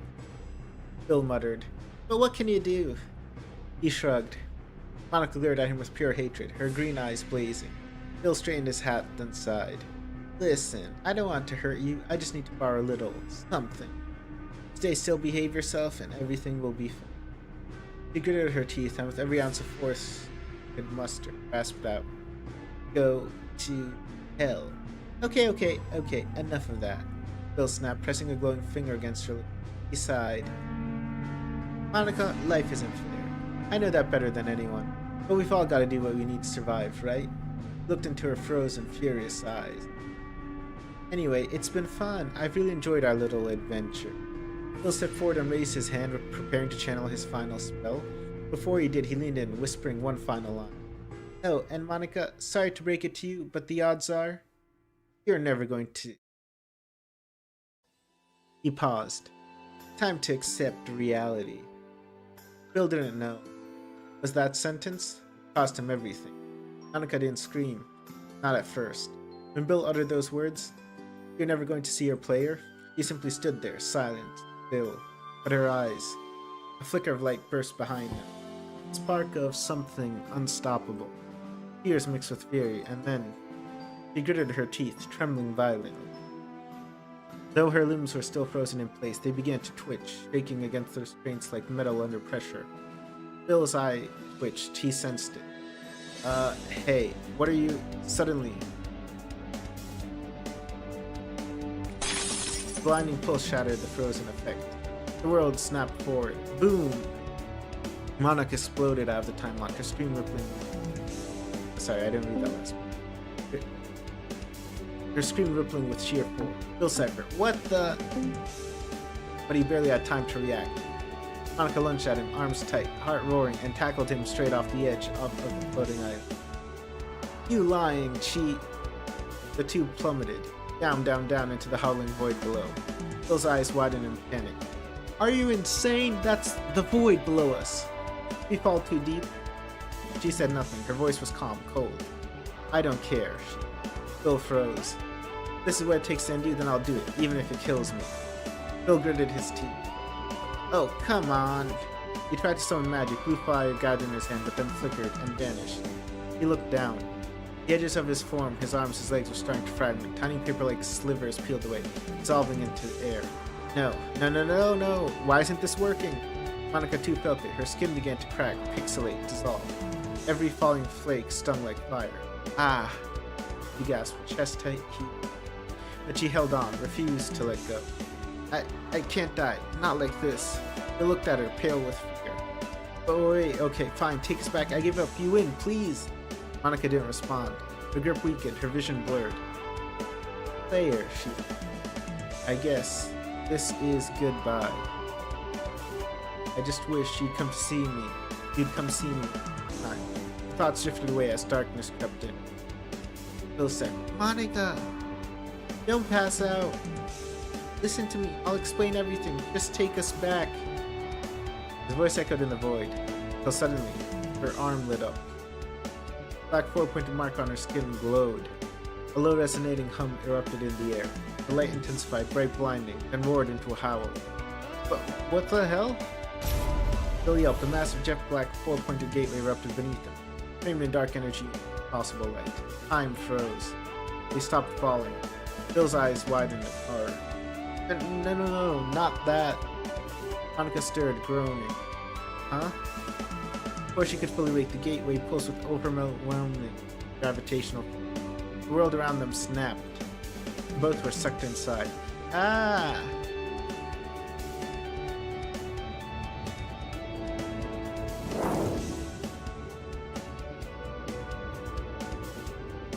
Damn it, Monika!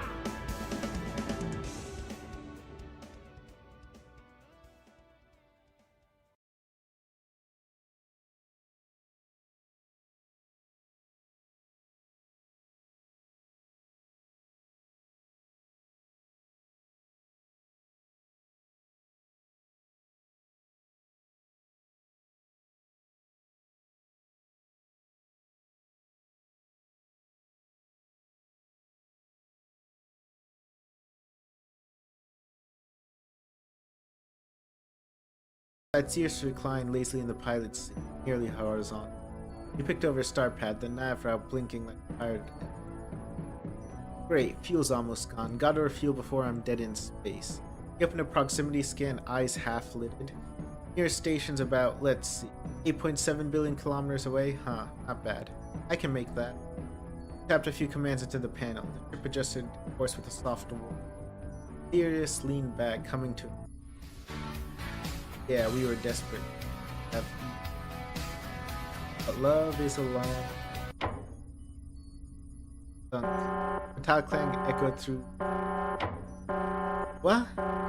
Did I just hit an asteroid? Alarms flared, a loud buzz pulled through the cabin. System error, critical malfunction. You've gotta be kidding me. The ship lurched. The quantum drive disengaged, and suddenly they weren't in slip space anymore. Outside the view, massive dust-colored desert planet. No, no, no, no, no, no, no, don't you dare. But it was too late. The ship tilted violently. The planet's atmosphere rushed up to meet. Ah! Ow. Monika hit the ground like a ragdoll, skidding into the sun-scorched sand. The black four-pointed star gate behind her gave a violent shudder and vanished in a flash of static light. Mouthful of fine white grit. She spat and coughed violently, clawing her way to a city. Yeah, what the heck? The landscape around her was like something out of a surreal dream. Blinding white sand stretched out in every direction, glittering like crushed crystal out of the sky. There was no wind, no sound, only the occasional strange plant poking up, alien shape curled in on like coiled bone. I got sucked into a portal? Wait, where the heck am I? She asked. She turned in place, slowly taking in. Every direction was the same, endless white desert, and no sign. She tried to call up her inner control panel, admin call. For a moment, a flicker of code shimmered in her mind. But then, error, root directory not found, access denied, error callback, error reason. Monika stared at the message, her breath caught in her throat. Since she had first gained her abilities, awakening beyond the game's strength, she had never seen him. Wait, does that mean... She staggered to her feet, but as she did, she felt something wet sliding down it. It touched her face instinctively. Fingers came away red. Is this blood? She asked. Tiny cuts covered her arms and legs. They were shallow but unmistakable.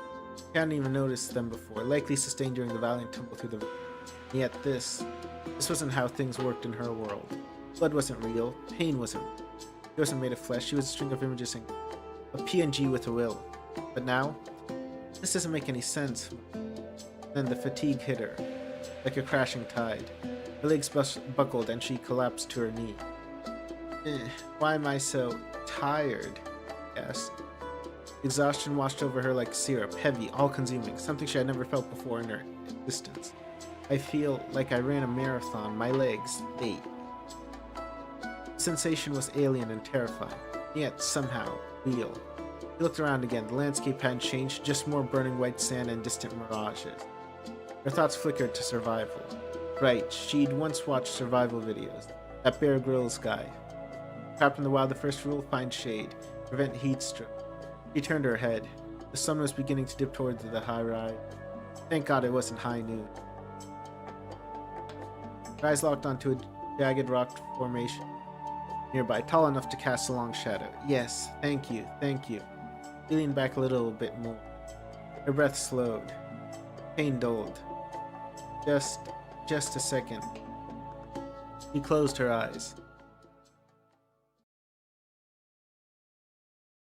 For the first time in her existence, the moment she might have become something more than a character. Monika slept. Not because she had shut the game. Not because the script told her to rest, but because her body could no longer stay awake. Oh, now it's... When she opened her eyes again, night had fallen. Everything around her was shrouded in darkness, soft, still, and the only source of light was the faint silver glow of a moon hanging in the sky, and... Huh? Monika asked.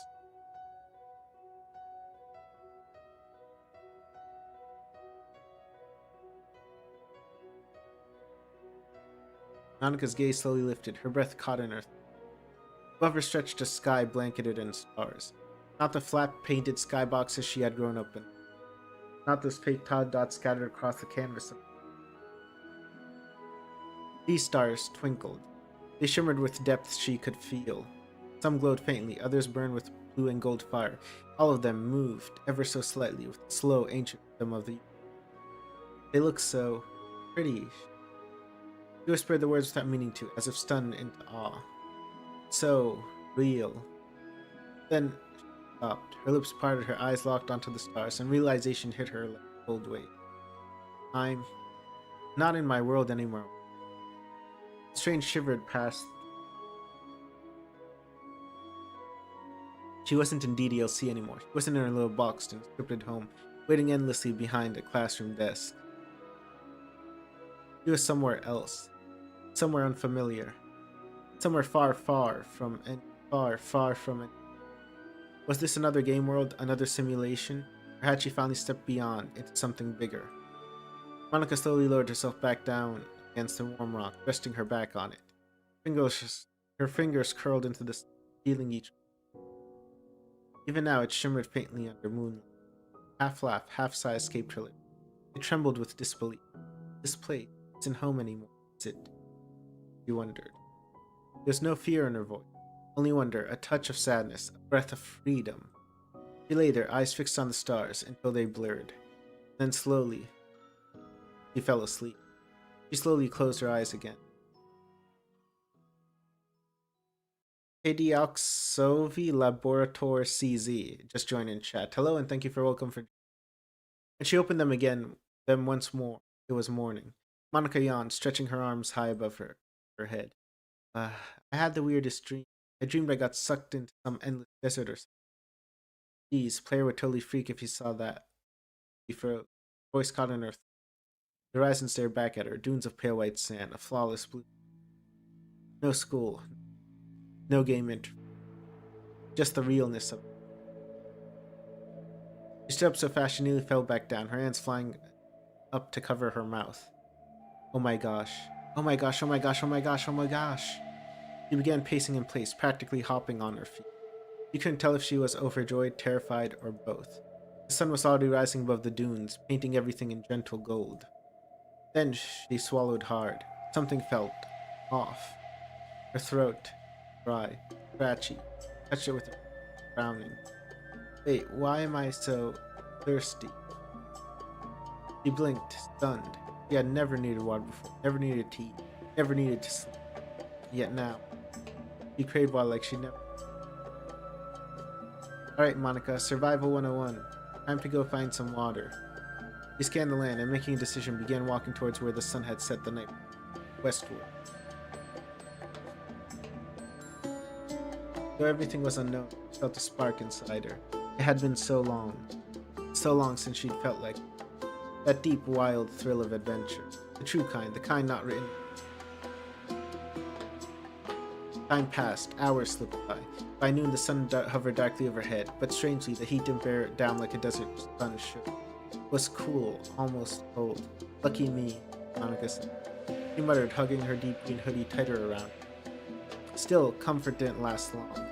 Her lips were cracked now, her mouth dry. She licked them instantly. Ugh, I knew I should have packed water. Eventually, she came across a peculiar plant, something vaguely cactus. Her eyes lit up. Please let this thing have water.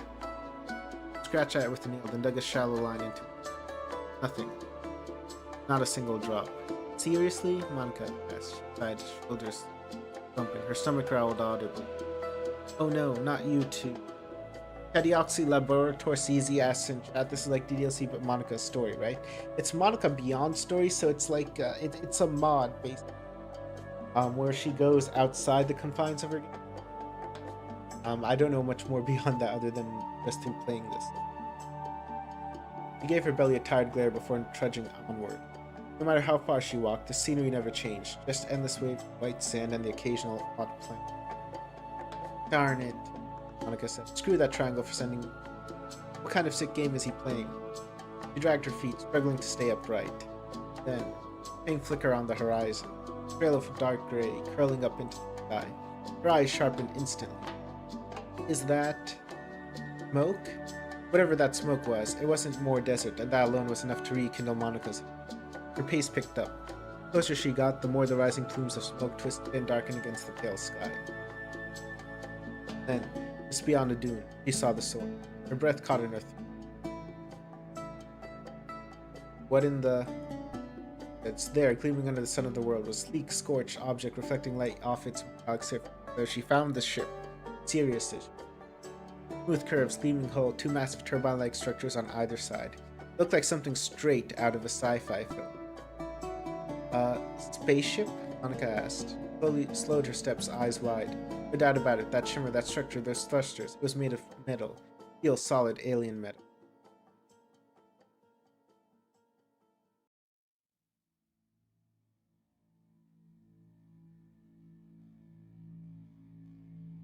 Carefully, she crouched low and crept behind a nearby rock, peeking out from cover. Her heart was hammering. Whoa, that's so cool. Before she could process the voice pierced the air, startling her so much she nearly screamed. Oh sure, trust the pioneer LN01.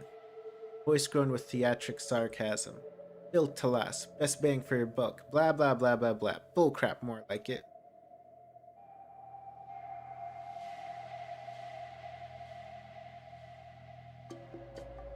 Monika's eyes widened for that was a person's voice. A man's voice.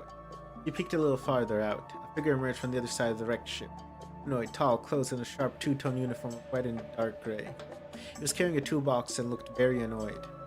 I should have just asked Shin to upgrade me to the fire model. I can't afford that. But I stood by the engine, inspecting the damage. Monika couldn't help but smile. His grumbling was oddly charming. He leaned a bit further, taking a messy brown hair, just the right kind of man. Knowingly good-looking kind of man. He looked like someone who would be either pain in or a pain because you would let in because of the eyes. His eyes, sharp and brilliantly blue, were focused now on the engine. He doesn't seem dangerous, Monika said. Monika thought out loud, tilting her head. He was studying him like a curious alien observing its first human subject. Then, oops! Her foot slipped against a pebble. She barely managed to stifle a yelp, clapping in her hands over her mouth. Sears looked up. Monika ducked back behind the rock in panic. Too close, she thought, holding her breath. What are you doing? Ah! She screamed and practically jumped out of her skin. He was standing right next to her, arms crossed, eyebrows raised. It was only now that she could get a full look at him up. He was tall, but not imposing. Handsome, but not in a smug way. His hair blew lightly, and those blazing blue eyes, were staring at her. You understand what I'm saying, right? He asked, voice even, not threatening, just surprised. I do, loud and clear. Tayday Studios asks in chat, will there be more DDLC videos? I love your DDLC videos. Yeah, of course there is. I haven't given up on the fandom yet. Monika stood slowly, dusting sand off her hoodie, trying not to seem as nervous as she was. The man blinked and frowned as he caught a glimpse of her. Hey, are you alright? You got blood on your face. I am fine, really. He barely finished her sentence before he took out a small cloth from his pocket and stepped forward. Hold still. Without asking, he gently dabbed away the dried blood from her cheek. Monika froze, her heart skipped more than one beat. There, it's just a scratch. Here, don't move. Reached into a side pouch, pulled out a tiny portable bandage, and stuck it. Thank you, Monika said. He mumbled, cheeks reddening. He gave a short nod, then finally asked, right, so what were you doing? Monika scratched the back of her head, awkward. I didn't mean to stick around or anything. I think I might have gotten lost. The man's quitting for a second, as playing whether or not she was some kind of weirdo. He clapped his hands. Alright then, since you're here, come help me patch up this junk heap. The sooner it's fixed, the sooner we can get off this godforsaken desert rock. There's no water for hundreds of miles here, so we won't last very long. He turned and began walking toward motioning for him to follow. Monika shivered slightly at that. Hundreds of miles? If I hadn't found him, I really might have just died out here. He followed, keeping close behind. Up close, but we should be.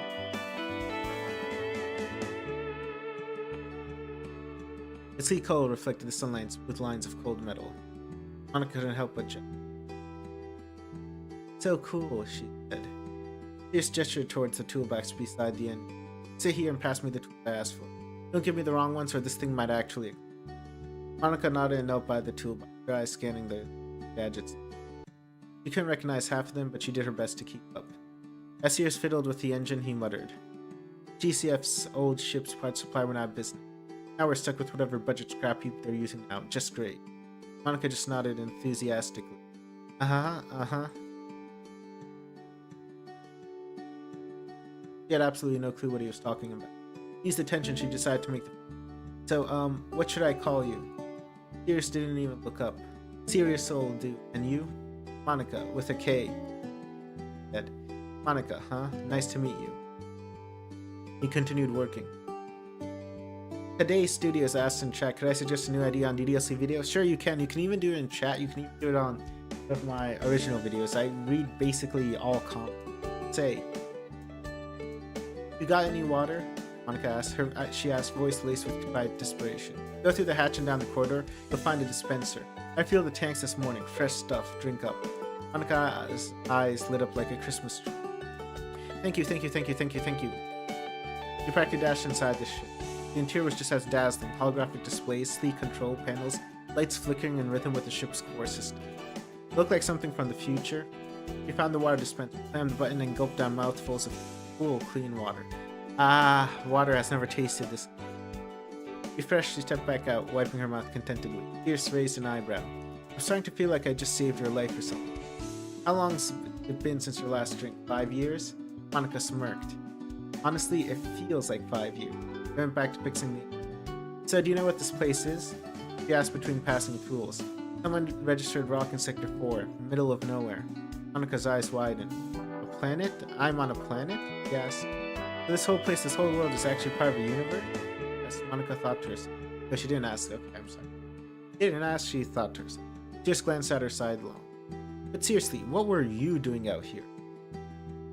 No one lives on this sandwall. You got dropped here or what?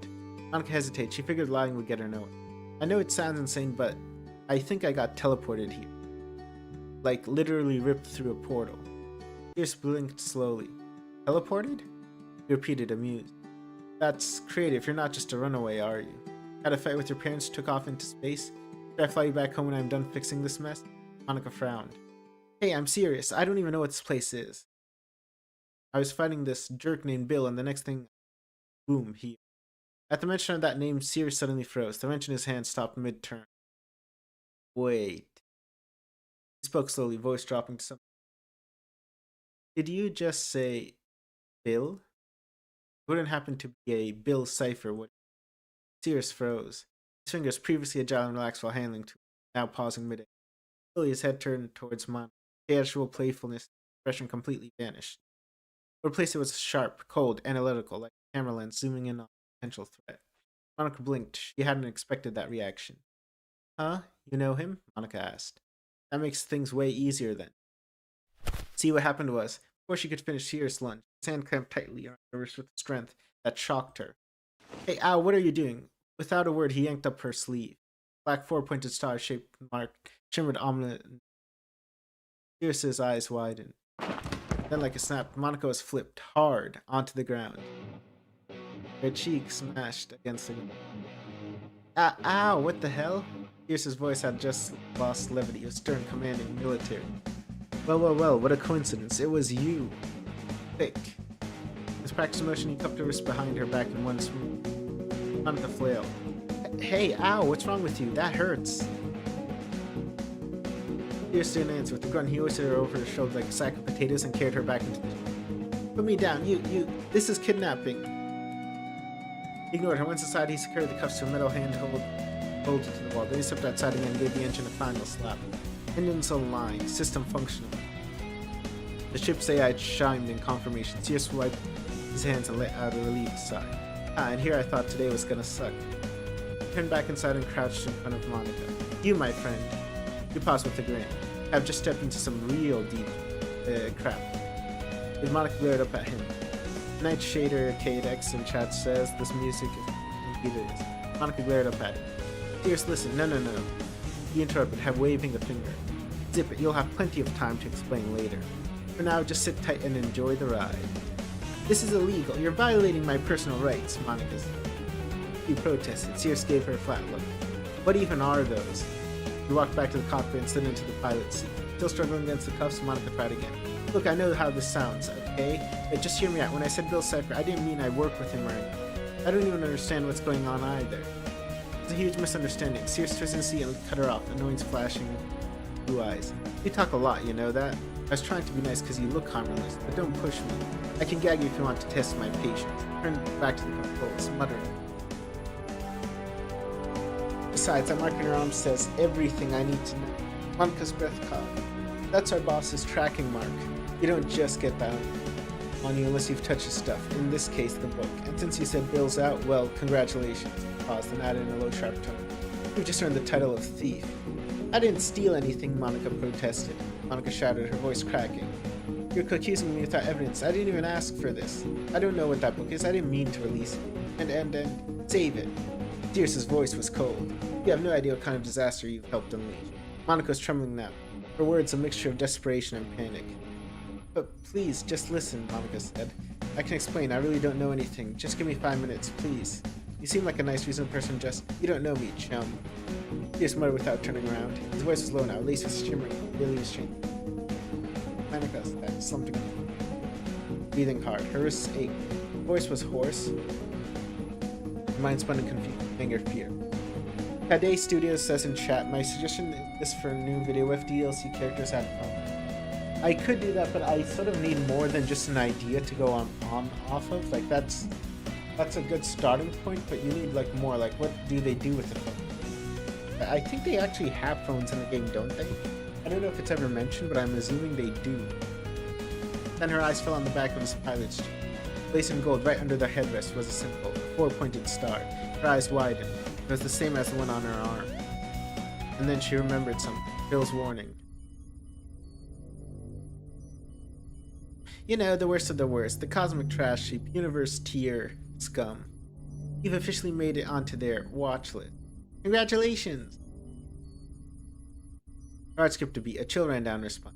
Pierce wasn't just some random guy. He was one of them. Monika trembled, her eyes darting around the interior of the ship. Once steel and almost futuristic environment now felt suffocating. Cold, non-temperature when presence, oppressive, unforgiving. He watched hopelessly as Sears flicked on a communications module, lifting it to his mouth with a mechanical calm. Sears to HQ, mission status update, target secured, preparing for departure. Estimated arrival at the headquarters in 30 hours. Over. The words hit her harder than any slam or cuff. Her head sank. How did it come to this? When she thought she had escaped, when she thought she might have found freedom, walked straight into the arms of the very people Bill had warned her. Her chest rose and fell, each breath shallower than the last. Realization sat like I was so sure I could make it now. Now I'm captured, I'm scared, I'm really scared. Her thoughts drifted. In spite of all the time she had wished to be free from her tiny, sterile world, the windowless room, the fake sky, the looping days, suddenly, that place felt safe, familiar, warm. She remembered the old room, the desk, the piano, the little blinking cursor waiting for him, her player. Where are you? She came before she dropped into sobs. Tears, heavy and sudden, spilled as a tight laugh escaped her lips. Half disbelief, half despair. Tears heard her. He glanced over his shoulder, caught a glimpse of the broken girl up to the wall. Her shoulders shook with every breath. She wasn't screaming, she was quietly breaking down. His eyes softened, only slightly. He turned his back to the controls and failed. Feel guilty about it. Thought too. The engines flared to life and the ship rose steadily into the sky. The sands below became ripples of light. The horizon disappeared. The stars welcomed silence. Monika? She remained curled in sorrow, alone with her thoughts.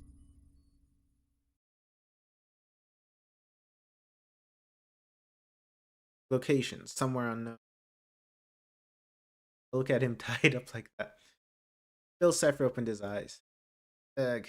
What? He twitched. His limbs were locked in place, restrained by glowing black chains made of pure dark energy. They pulsed and shimmered like veins of venom wrapped around his wrists and ankles. Oh, you have got to be. He looked around. The ground beneath him was twisted, cracked soil glowing with faint violet hues. Strange black smoke hissed from the fractures, like breath from the underworld. The sky above was silent, no clouds, no sun. Just the oppressive canopy of distant stars and the right of absolute. That's when he felt it. The presence. Ooze from the shadows. Figure emerged. Looming, towering, draped in a cloak darker than the void itself. Oh yeah, this is another person from the title screen. His armor was jagged and unnaturally formed, like a forged obsidian bent by the hatred. Beneath the cowl, no faces visible, nothing. In the center of that void, there it was. A single, terrifying light. Like a solar eclipse locked in glowing, burning, watching. The center of his chest pulsed in black crystal dark, pitch dark and dripping with malevolent. Cipher. Voice echoed not from his mouth, but everywhere, like the normal of a dying star. Ancient, terrifying. Bill raised his head, blinking. Ah, greetings, Eclipse. Long time no street, still as charming as your eyes see. He smirked. The Eclipse didn't laugh. You failed me, once again. Imbecile. The word struck like a thunderclap. The air grew heavier, so dense it pressed down on the triangle's very edges, bending his glow inward. Shadows around him quivered as though bowing in. Bill's grin froze, eye twitching, mockery in his tone quivered. His voice suddenly dried his throat. Yes, he felt it before, and he felt it again. That suffocating reminder of what true power was. Presence vast and crushing. The smirk on his face cracked just a little. Oh boy.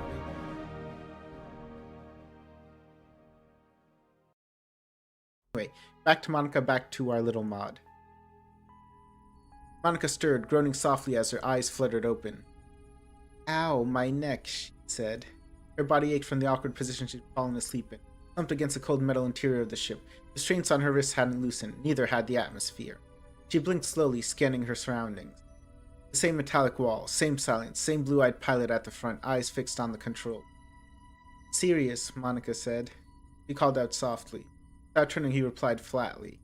You're awake. I'm kinda hungry, Monika said. There was a beat of silence, then Sirius stood up, popped open a nearby storage drawer, pulled out a chocolate bar. He tossed it backward. It landed on the floor with a dull clack in front of Monika. She stared at it, then back at her cuffed hands. Oh, right.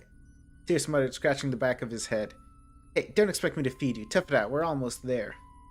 Monika exhaled in frustration, touching the chocolate bar away with her foot. You're such a jerk, you know that? Monika said. Sirius shrugged. I've been called worse. Monika gritted her teeth. Do you not understand the concept of basic decency? Especially towards girls? No girl would ever like you. Without turning, Sirius replied dryly. Remember, I can still gag you. Monika groaned and turned away. There was a moment of silence. Then Sirius asked, You seem to know a lot about romance, huh? Let me guess, read a lot of mushy novels, little miss?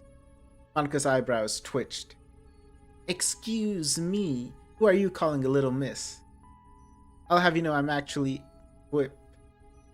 Oh, she got gagged. That almost looks like Scorpion's little mask. Maybe it's just... It almost looks... That warning, Sirius tossed a small device over his shoulder. It popped mid-air and latched onto Monika's face with mechanical precision. I'm guessing that's what she's trying to say. Sleek muscle sealed shut around her mouth, muffling her protests into fierce, indignant grumbles. Sirius stifled a grin, utterly pleased with him. There we go. Much better. You sit tight, maybe I'll consider removing it when we get there.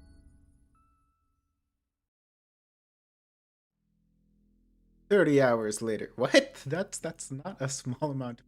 30 hours? The ship continued its quiet trajectory across space. Then suddenly a soft chime echoed through the cockpit. Captain Sirius, good to have you back. Sirius leaned forward. Yeah, open up quick. I've been holding it in for the last 3 hours. Monika, still gagged and bound in the back, sat upright as she noticed something outside the window. Her eyes widened. The endless stars were gone, replaced by something else entirely.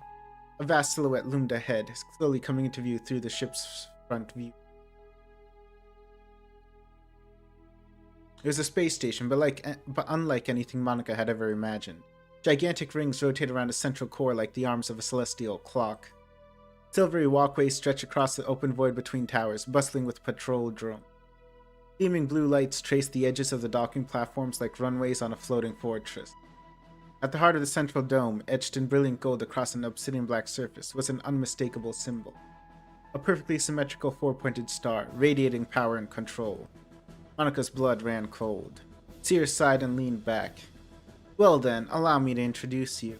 He gestured towards the looming titan in space. Welcome aboard, headquarters of the Galactic Custodian Federation. The ship glided forward with a graceful precision, entering the massive gateway that loomed before them.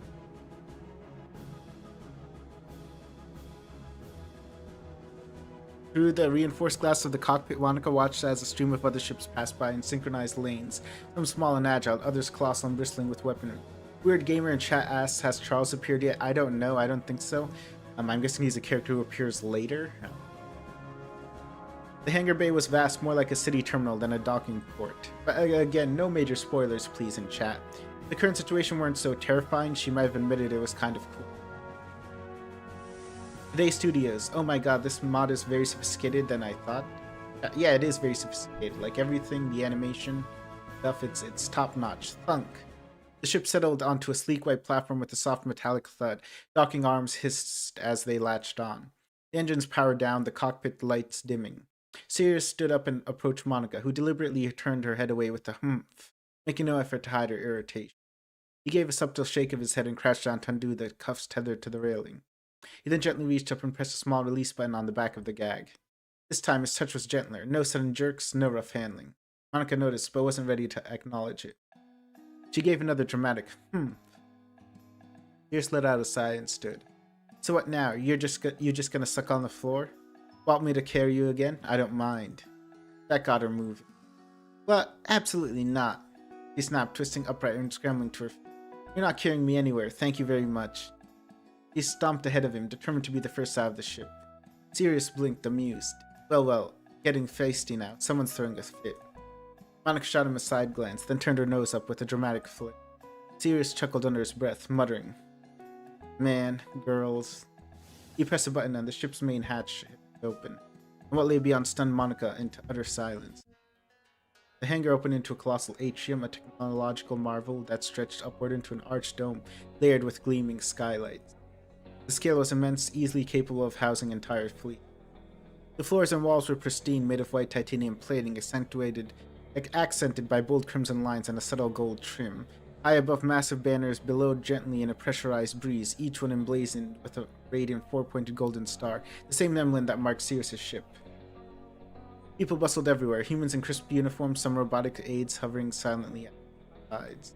And not just humans. Among the crowd were tall, angular beings with glowing eyes, small reptilian engineers scrambling across consoles, floating jellyfish-like creatures encased in gravity dome. All wore badges, all were part of this.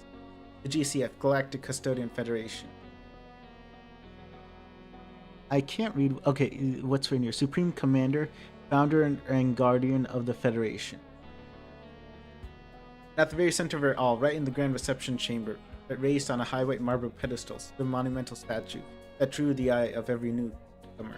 The figure was tall, imposing, regal. He was garbed in a full-length ceremonial battle robe, draped elegantly over reinforced. The robe was a striking combination of white crimson and deep obsidian black, its trim lined with military-grade filigree and woven in symbols of authority. His shoulders bore plated pauldrons etched with a four-pointed star, and he holds a black sword before his body. Both hands wrapped tightly around the hilt, the blade piercing straight into the earth like a solemn vow.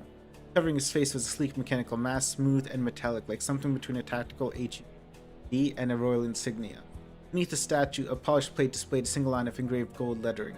Supreme Commander, Founder. Oh, okay, the same thing. Monika stared up at it, her breath caught in her throat. Shadow swept past her, then turned around to face her with a grin. What's the matter? You look like someone who's just realized the universe is way bigger than her little bedroom. Night Shader, KDX, and chat says looks like someone from Dark Souls. I haven't really played Dark Souls, but I've seen images of Dark Souls bosses. I guess you're right. Monika was still frozen in place. Come on, don't lag behind. Unless you want me to carry you again. Monika blinked and slapped back to reality. But why do you keep talking about carrying me? She blurred, visibly flustered. What kind of guy threatens to haul a girl around like luggage? Sirius gave a little smirk. The practical kind. He turned and started walking. Monika clenched her fists, cheeks puffed slightly with frustration. Ugh. I really don't like this guy. And yet, she followed. As Seer stepped off the ship, he grabbed a deep crimson cloak from a hook by the door, swung it around his shoulders in one fluid motion. A gleaming four-pointed star insignia snapped into place at his chest, and just like that, he radiated the confident air of a true captain. Even Monika, who still walked a few steps behind him, had to admit he looked kind of cool.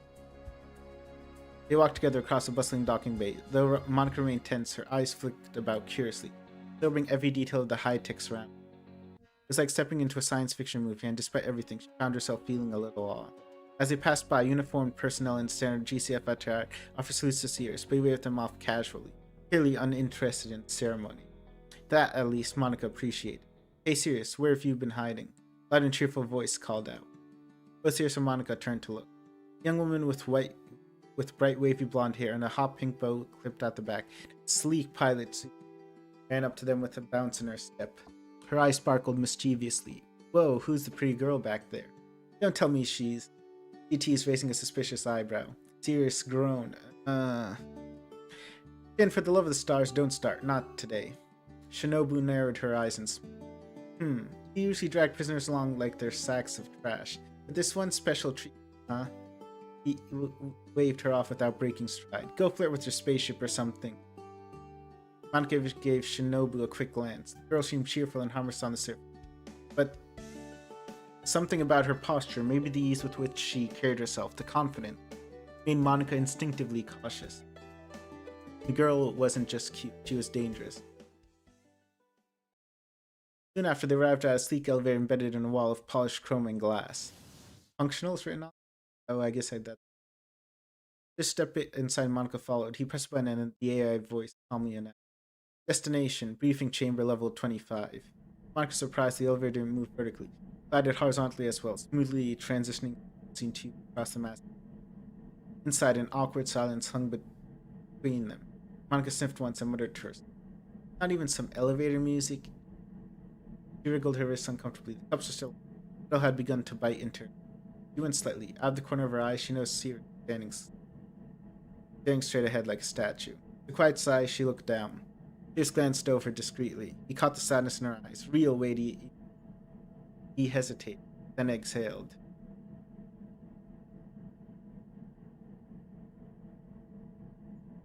"All right," he said, stepping behind her.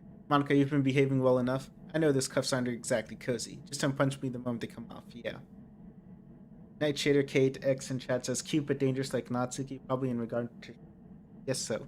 Without waiting for an answer, he bent down and unlocked the restraints. Monika blinks in surprise at the sudden shift in tone, watching as he tucked the handcuffs. He rubbed his nose awkwardly, returning to his place. She glanced down at her wrists, red, slightly raw, and gave them a rub. Despite herself, she turned slightly and muttered, "Thanks." He gave a small nod, nothing more. He stood in silence for the remainder of the ride. Weird Gamer 3134 asks in chat, "Have you seen Gravity Falls or played Henry Stickmin?" No, I haven't done it. I've seen memes of Gravity Falls and artwork. I haven't actually. After a few moments, the elevator door slid open with a gentle chime, revealing a well-lit hallway lined with reinforced metal and glowing panels. At the end of the hall stood a large, imposing set of doors. Sirius stepped forward, but then stopped just in front of them. Monika, walking close behind, almost bumped into him back. From this distance, she realized just how tall he was, easily a head or more above her. He turned to look at her, his expression serious but not unkind. "All right. This is it. When we go in, it'll be your time to tell us everything you know, clearly and honestly. Got it?" His tone was firm but not cruel. Monika nodded gently, her expression calm but her heart pounding. With a mechanical hiss, the massive door slid.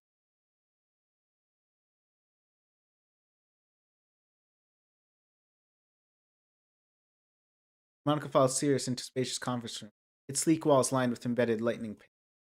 Black polished table at the center, both sides offer clear glass windows, giving an unobstructed view of the vast expanse of. At the far end sat a woman behind a sleek desk. Her long black hair fell over her shoulders like a silk curtain. And though her posture was relaxed, her presence was. Commander Capella. She had clearly been expecting them. As Monika and Sirius stepped in, Sirius crossed his arms and gave her a subtle nod. Capella responded with a faint smile and returned the nod before her expression showed formality. Sirius stepped aside, giving Monika a look that clearly meant, "Go on." Taking breath, Monika approached the desk.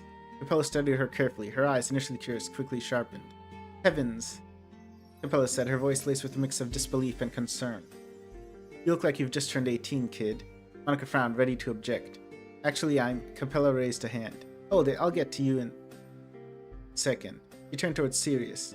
"First things first, why did you find the suspect before reaching the mission's coordinates? How could he be sure it was her?" And Bother Sirius stepped forward with the air of someone explaining the weather. "Let's just say the universe has a funny sense of humor. Or maybe it's fate." He gestured towards Monika. "You'll see for yourself." Monika hesitated, but then slowly rolled up the sleeve on her right arm. The black four-pointed star mark was still there, but noticeably faded since the last time she'd seen it. Capella's eyes widened. He stood abruptly, taking a step forward to examine the mark more closely. "Well now, this is interesting. That mark, that's his, the Supreme Commander. Which means the old Thumb put his personal seal on the book." Capella shot at him a warning glance before turning back to Monika. "You're clearly young. Still studying, I bet?" Monika groaned quietly. "Okay, I feel like I really need to clarify that line before she could finish. Sirius cut in again. "By the way, she's already met Bill. Yeah, he's out." Monika groaned and gave him a sharp sideways glare, clearly not amused by being interrupted again. Capella's expression darkened.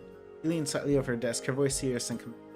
"All right, young lady, you're going to have to tell us everything. That book, the Eclipse Anthology, how did you come into possession of it? Why did you seek it? And how much do you know about Bill's cipher?" Her tone left no room for games. Both Capella and Sirius now had their eyes fixed on Monika. The room had grown impossibly still. Monika knew this was it. There was no dodging the truth. Whatever she said next had to be everything. Monika cleared her throat, took a deep breath, and launched into it with zero punctuation. Soul. Okay, I'll tell you everything. My name's Monika, right? And I come from this really, really small world called DDLC. Okay, and because... Okay, she's speaking way too fast for me to say. For me to... Yeah, I can't keep up with it.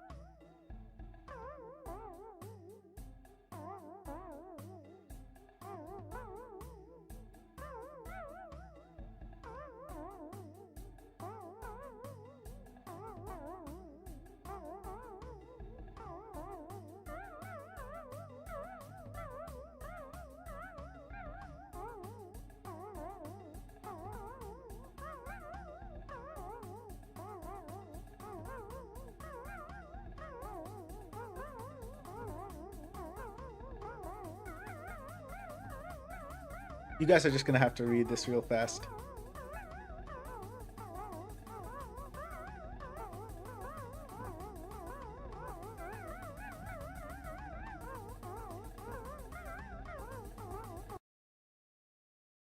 That's pretty much it, Monica. Heavy silence filled the room. Tia stared at her like she had just delivered the transcript of a caffeine fever dream. Okay, why did they decide to make this kind of drawing? This is based off of, yeah, this is based off of. Okay. Okay. They had a little too much fun with the artwork. Capella blinked slowly. Huh? Capella rubbed the bridge of her nose and exhaled slowly. Monica, let's pull aside the whole summoning bill part for a second. You're telling me you crossed over from a tiny world into this one? You do realize how completely absurd that sounds, right? Sears remained silent for a moment, clearly deep in thought. Monica shook her head earnestly. Everything I say is true. My homeworld. It was just this tiny floating island surrounded by endless. That was all there was. My house sat right at the center, and there was nothing beyond it. I don't even know what this place is now. This is an entirely new world to me. Her voice trembled with sincerity. Sears finally spoke. My first reaction was that she was nuts, but now that I think about it, the GCF database mentioned cases of individual realities. What she's saying is entirely impossible. He turned to Capella, who tapped a finger on her desk, thinking. True, there are records of isolated pocket worlds, but so far this is all just words. We'll need to investigate further. As for the Bill Cipher incident, we can't afford to leave that unchecked either. I'll dispatch a squad to begin tracking his energy trail. He looked back to Sirius. Until then, take her to holding. We'll assign her cell while we sort this out. Until we verify her story, she stays in detainment. Monica tensed instantly. No, please, I'm not some criminal. Don't lock me up. Her voice cracked with hurt and panic. Capella's expression remained cold and unwavering. Monica turned desperately to Sears, hoping, begging for some form of support. For a moment, his expression lifted, showing something that looked suspicious, like hesitant. Capella, forget the holding cells. They're crawling with freaks and half-mad ex-convict. He doesn't belong there. Let me take her to the private detention wing. She'll be secure and out of trouble. Capella eyed him carefully, then gave a slow nod. Approved, but keep a close eye on her, Sirius. Sirius. I don't know why. Now go, don't waste my time. Sirius nodded and turned toward. Alright, follow me, Monica. I'll take you over. I'll bring you something to eat or settle. Do you have any allergies or food? He stopped moving. Monica hadn't moved. She stood frozen in place, her body trembling. Monica? Sears stepped toward her. You okay? Is this nerves or my head? Monica's voice came out as a whimper. My head hurts so bad. Slowly, she clutched her temples, staggering. Whoa, hey. Sears rushed forward, alarm flashing up. The pillow was already stepping forward. What's happening? Girl, are you alright? I can't move. Then it happened. Monica's knees buckled and collapsed onto the ground, touching her head as glitch-like distortions rippled across her. Digital flickers and static tearing at the edges of her.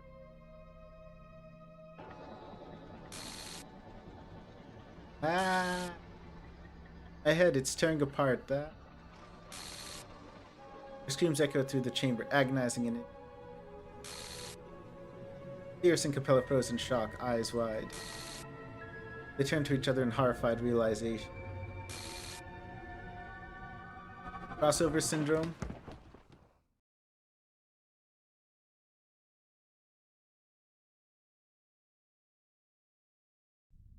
Monica's eyes snapped open. She was standing in a strange, unfamiliar place, a swirling void of shadow.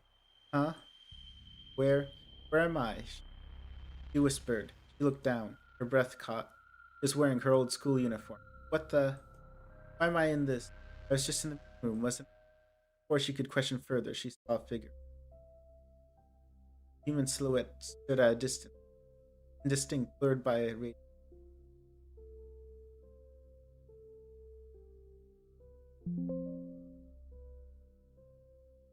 She couldn't make out the details, but somehow her heart told her the truth before her mind caught it. It was him. Her player. Player? Player! Monica cried out with sudden joy and ran. Every step, the distance only grew. Why am I getting further away? Figure, however, simply just stood inside. Still, hope surged in her. Player, it's me, Monika. Your Monika. Figure moved. He turned aside, then turned back. Monika's heart nearly stopped. What? Player? Monika, I'm here. I'm right here. Figure did not turn back. He never. Oh, why won't you look at me? You told me you loved me. You told me you cared.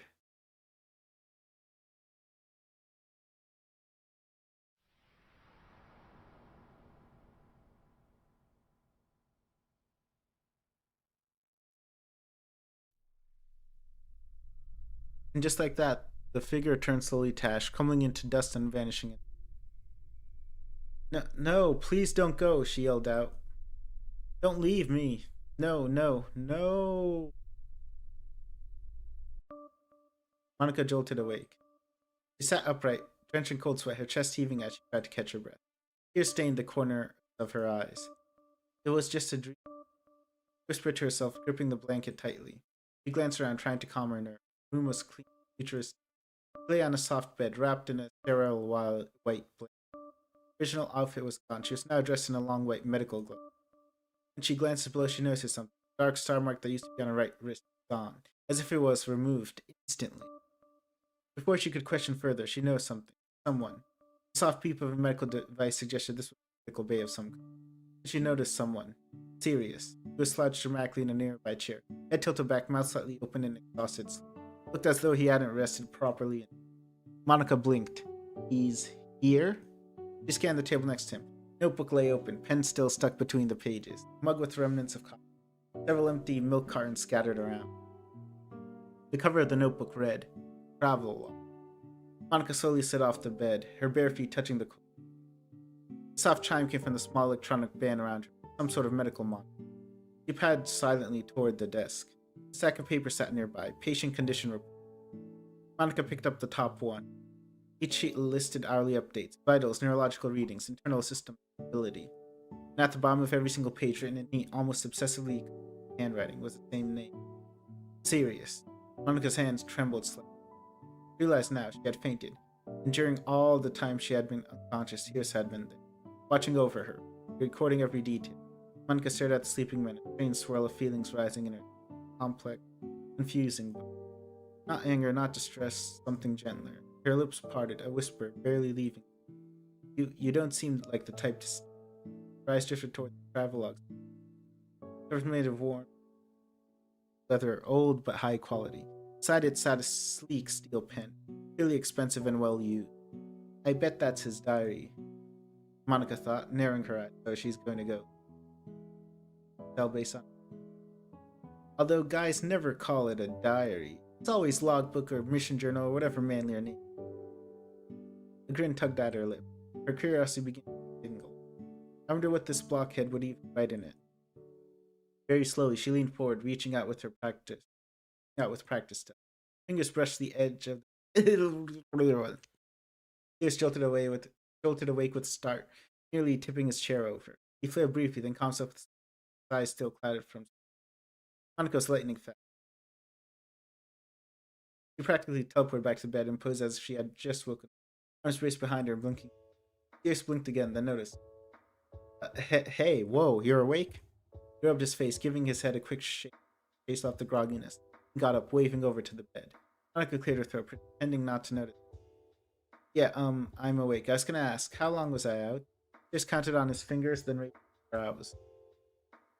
Almost a full week. You really clocked out. Monika blinked. A week? He hadn't realized it had been that long. I remember my head hurting, and then everything started spinning. After that, nothing. Sirius sighed. Experience what we call crossover syndrome. It happens to those who have crossed reality layers.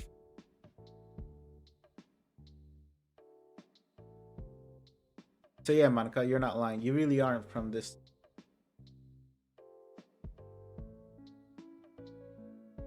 Monika stared at him.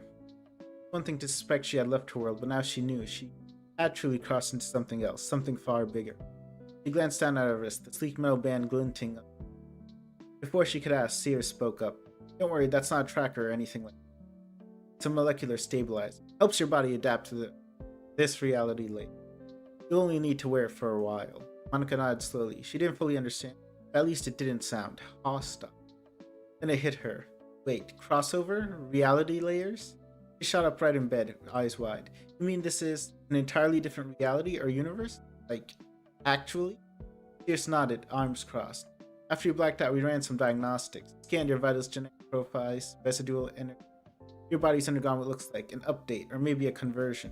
You paused for a second. Put it simply, your biological data showed signs origin from a specific universe. EDLC-0219.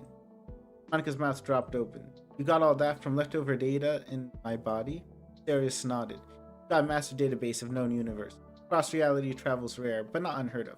And we've seen trace signatures like yours before. I'm not an expert in this stuff, though. He shrugged. Our leader knows more. He built the scanners and the IR database. Monika blinked. IR? What's that? She just paused for a moment, realizing Monika genuinely didn't know what IR meant. He turned to her and began to explain.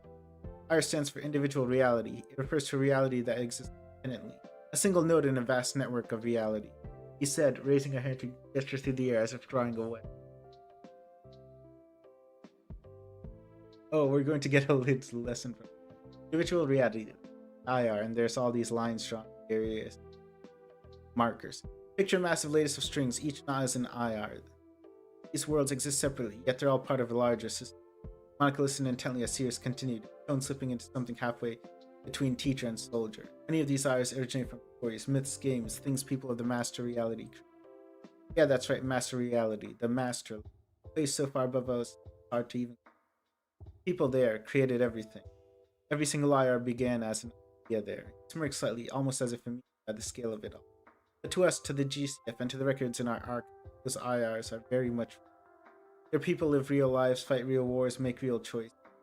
For example, one IR in our system is probably made of blocky terrain. Everyone lives on pixelated cubes. Oh, it's Minecraft. I haven't played Minecraft either. I've seen the Minecraft movie. I actually don't know anything. He taps his chin. That one's called, oh right, M something. Oh, Minecraft. Chuckled. Each IR can have millions of sub-branches. You see, every time someone in the master reality installs a game, say Minecraft, it creates a branch. Something like Minecraft 0-001 would be the very first game ever being ran. It becomes a unique, functioning. Estimate there are several million Minecraft branches. Monika's jaw opened slightly as she absorbed the sheer scale of it. I've always known that games and movies were created by people in the master reality. In her own world, even herself had been born from the mind of someone named Salvato. She never thought of it like this, not in this way. You're saying every single thing someone creates in the master reality game story in the world, they all become independent universes? They're all called IRs, individual realities? Sirius nodded. Bingo, nailed it. Monika's brain was spinning. What all is here? There's GTA. There's Terraria. I haven't played Terraria or What is this? I'm not sure what this at the bottom is. There's a dragon at. It looks like some sort of fantasy world. And yours, DDLC, right? That was originally a what? Film? Novel? It was a game. Monika replied quietly. My world started as a game. Sirius gave a slow nod. That makes sense. Your reality is designated DDLC-0219. That number means yours was the 219th branch ever activated. Probably the 219th copy of the game ran in the master reality. Monika blinked at that number. 219, huh? Wow, so I'm Monika 219. My player must have been one of the earliest people that installed DDLC. Not sure if it's a good thing or not. It also means there must be millions of others now. Someone said Pokemon, and this almost does look like a Pokemon region. I thought so too, but it's not one that I'm familiar with.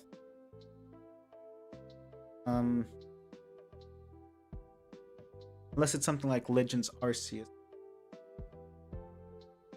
Monika -1 million, bit of a mouthful. You can help but chuckle at the thought. Then Sirius adds something else, something unexpected. Strange thing is, according to our system, you're the first known instance of anyone from DDLC crossing over into this reality. No other Monikas out here, apparently. Monika's heart sank a little. Thought of all the other Monikas living on in silence on their little floating islands with someone.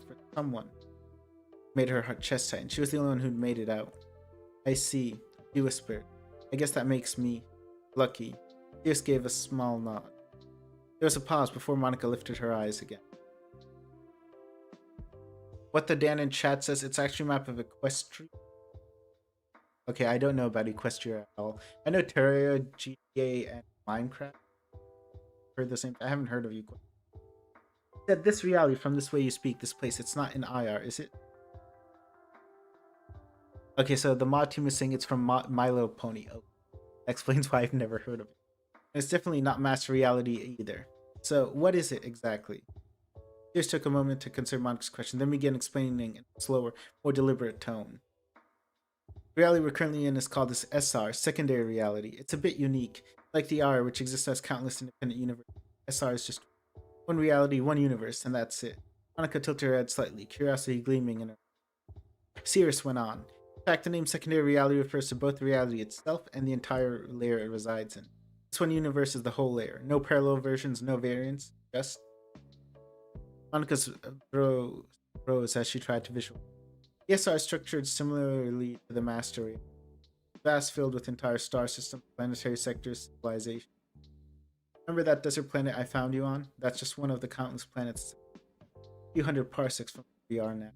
You gesture vaguely toward the metallic wall, where we're standing now. This is Sector 1, the center of SR's galactic the GCF headquarters. Think of realities as layers, he said, stacking his hands to show a vertical concept. You could say SR exists between the IRs and the Master Reality, a kind of midpoint. Monika's eyes lit up as she began to grasp the scale of it. That explains why that travel took this real interest in travel. Exactly, Pierce confirmed with an SR may be a single reality, but it's a massive one. Here's the kick, he added with a slight smirk. Some people believe SR is actually just like the IRs. The only difference is no one knows who created this one. Monika's interest sharpened. So SR might have been created on purpose. That's the rumor. The legends all speak of a powerful relic that was the core to its sacred artifact of immense energy. But it's just a myth. So people. Monika opened her mouth to ask about the artifact before Pierce threw a curveball.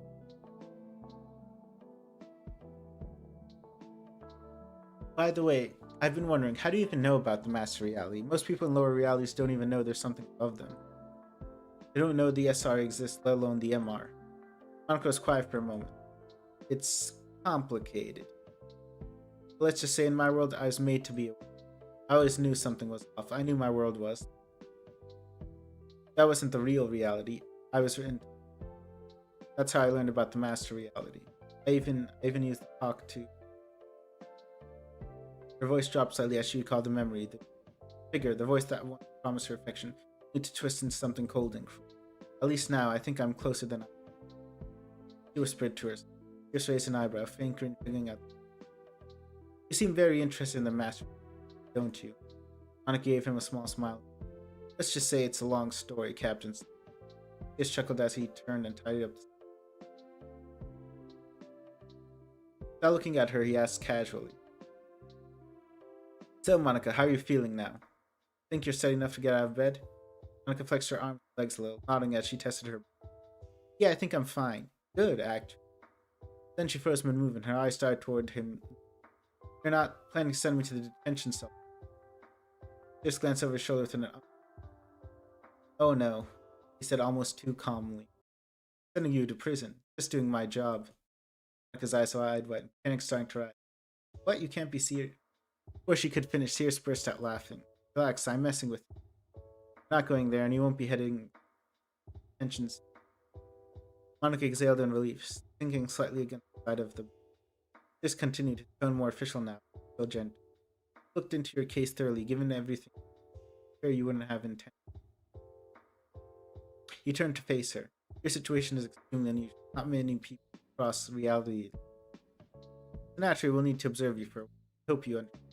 Monika nodded since I do it. Body put in a request. Pierce went on, picking up a date. You've been assigned a personal room right next to mine.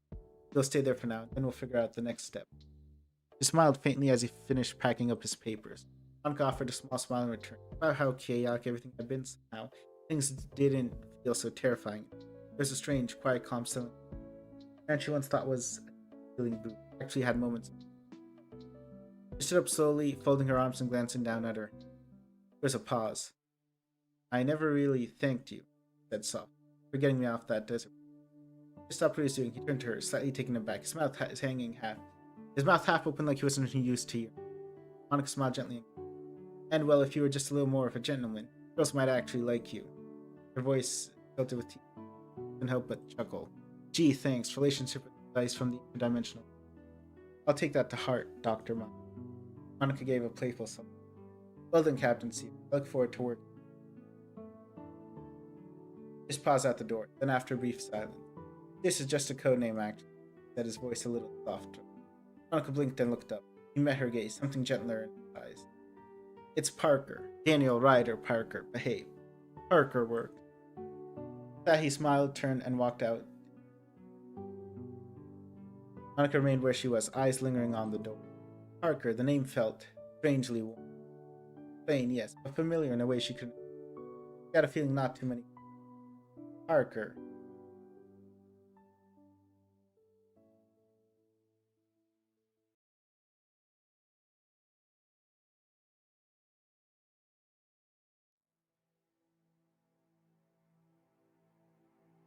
Monika had found a place to rest. A fragile calm within the...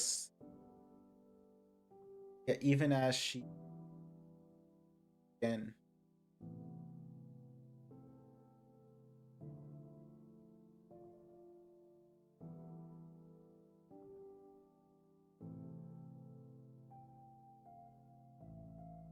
Something had begun.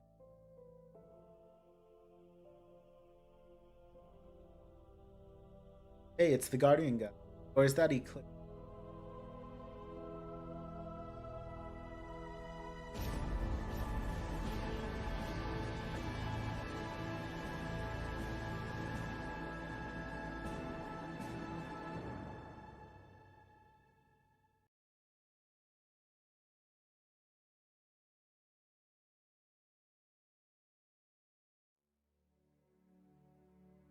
Oh wow. There's like, oh, this anime. I didn't expect that. Okay, so I think this is the ending, if I'm not wrong. There probably isn't any. I said Beyond and Team Beyond shows. Anyway, this was a very fun mod. I initially wanted to. I'd seen the graphics online. And they looked very, very nice. And what the Danny Levin is in chat right now.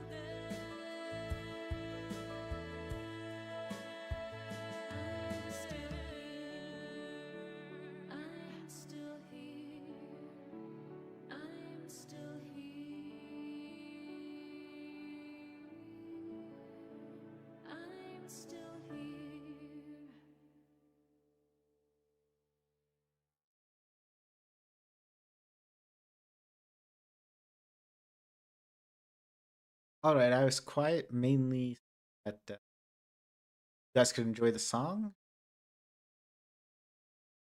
A lot of the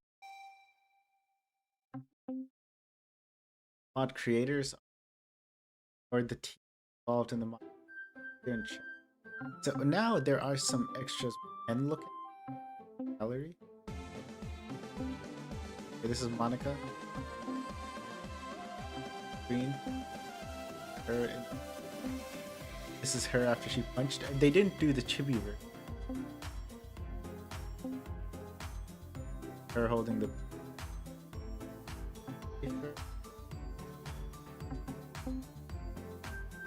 Going to cry.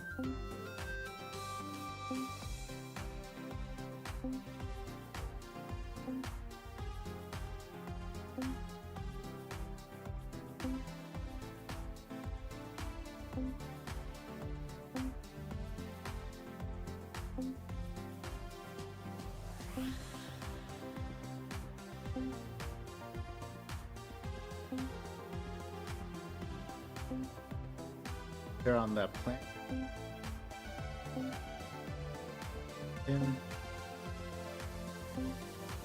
Getting arrested. But the Dan 11 our coder messed up with what actually?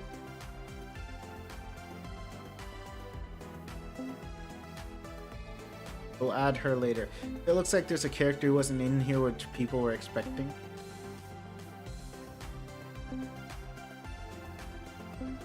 Okay, so that was all. Fan art.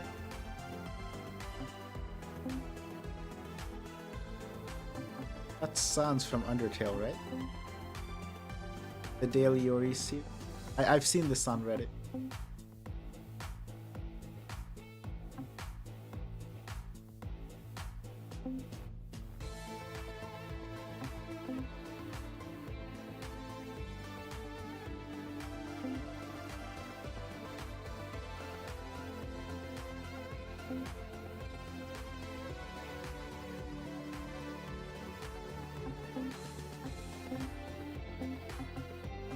What's you can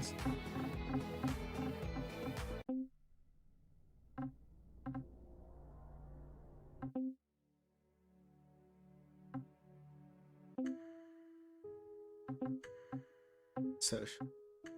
Okay, this is guessing this is all right, everyone. That's it for now. I guess once more of it is released, then we'll go ahead and we'll play that. Thank you all for watching. Thank you all for sticking by. Mod developers in the chat, I just want to let you know you did a phenomenal job. This is one of the best mods I've ever played. Thank you all for watching. Thank you all for sticking so long for the live stream. That is all. And I'll see you guys later.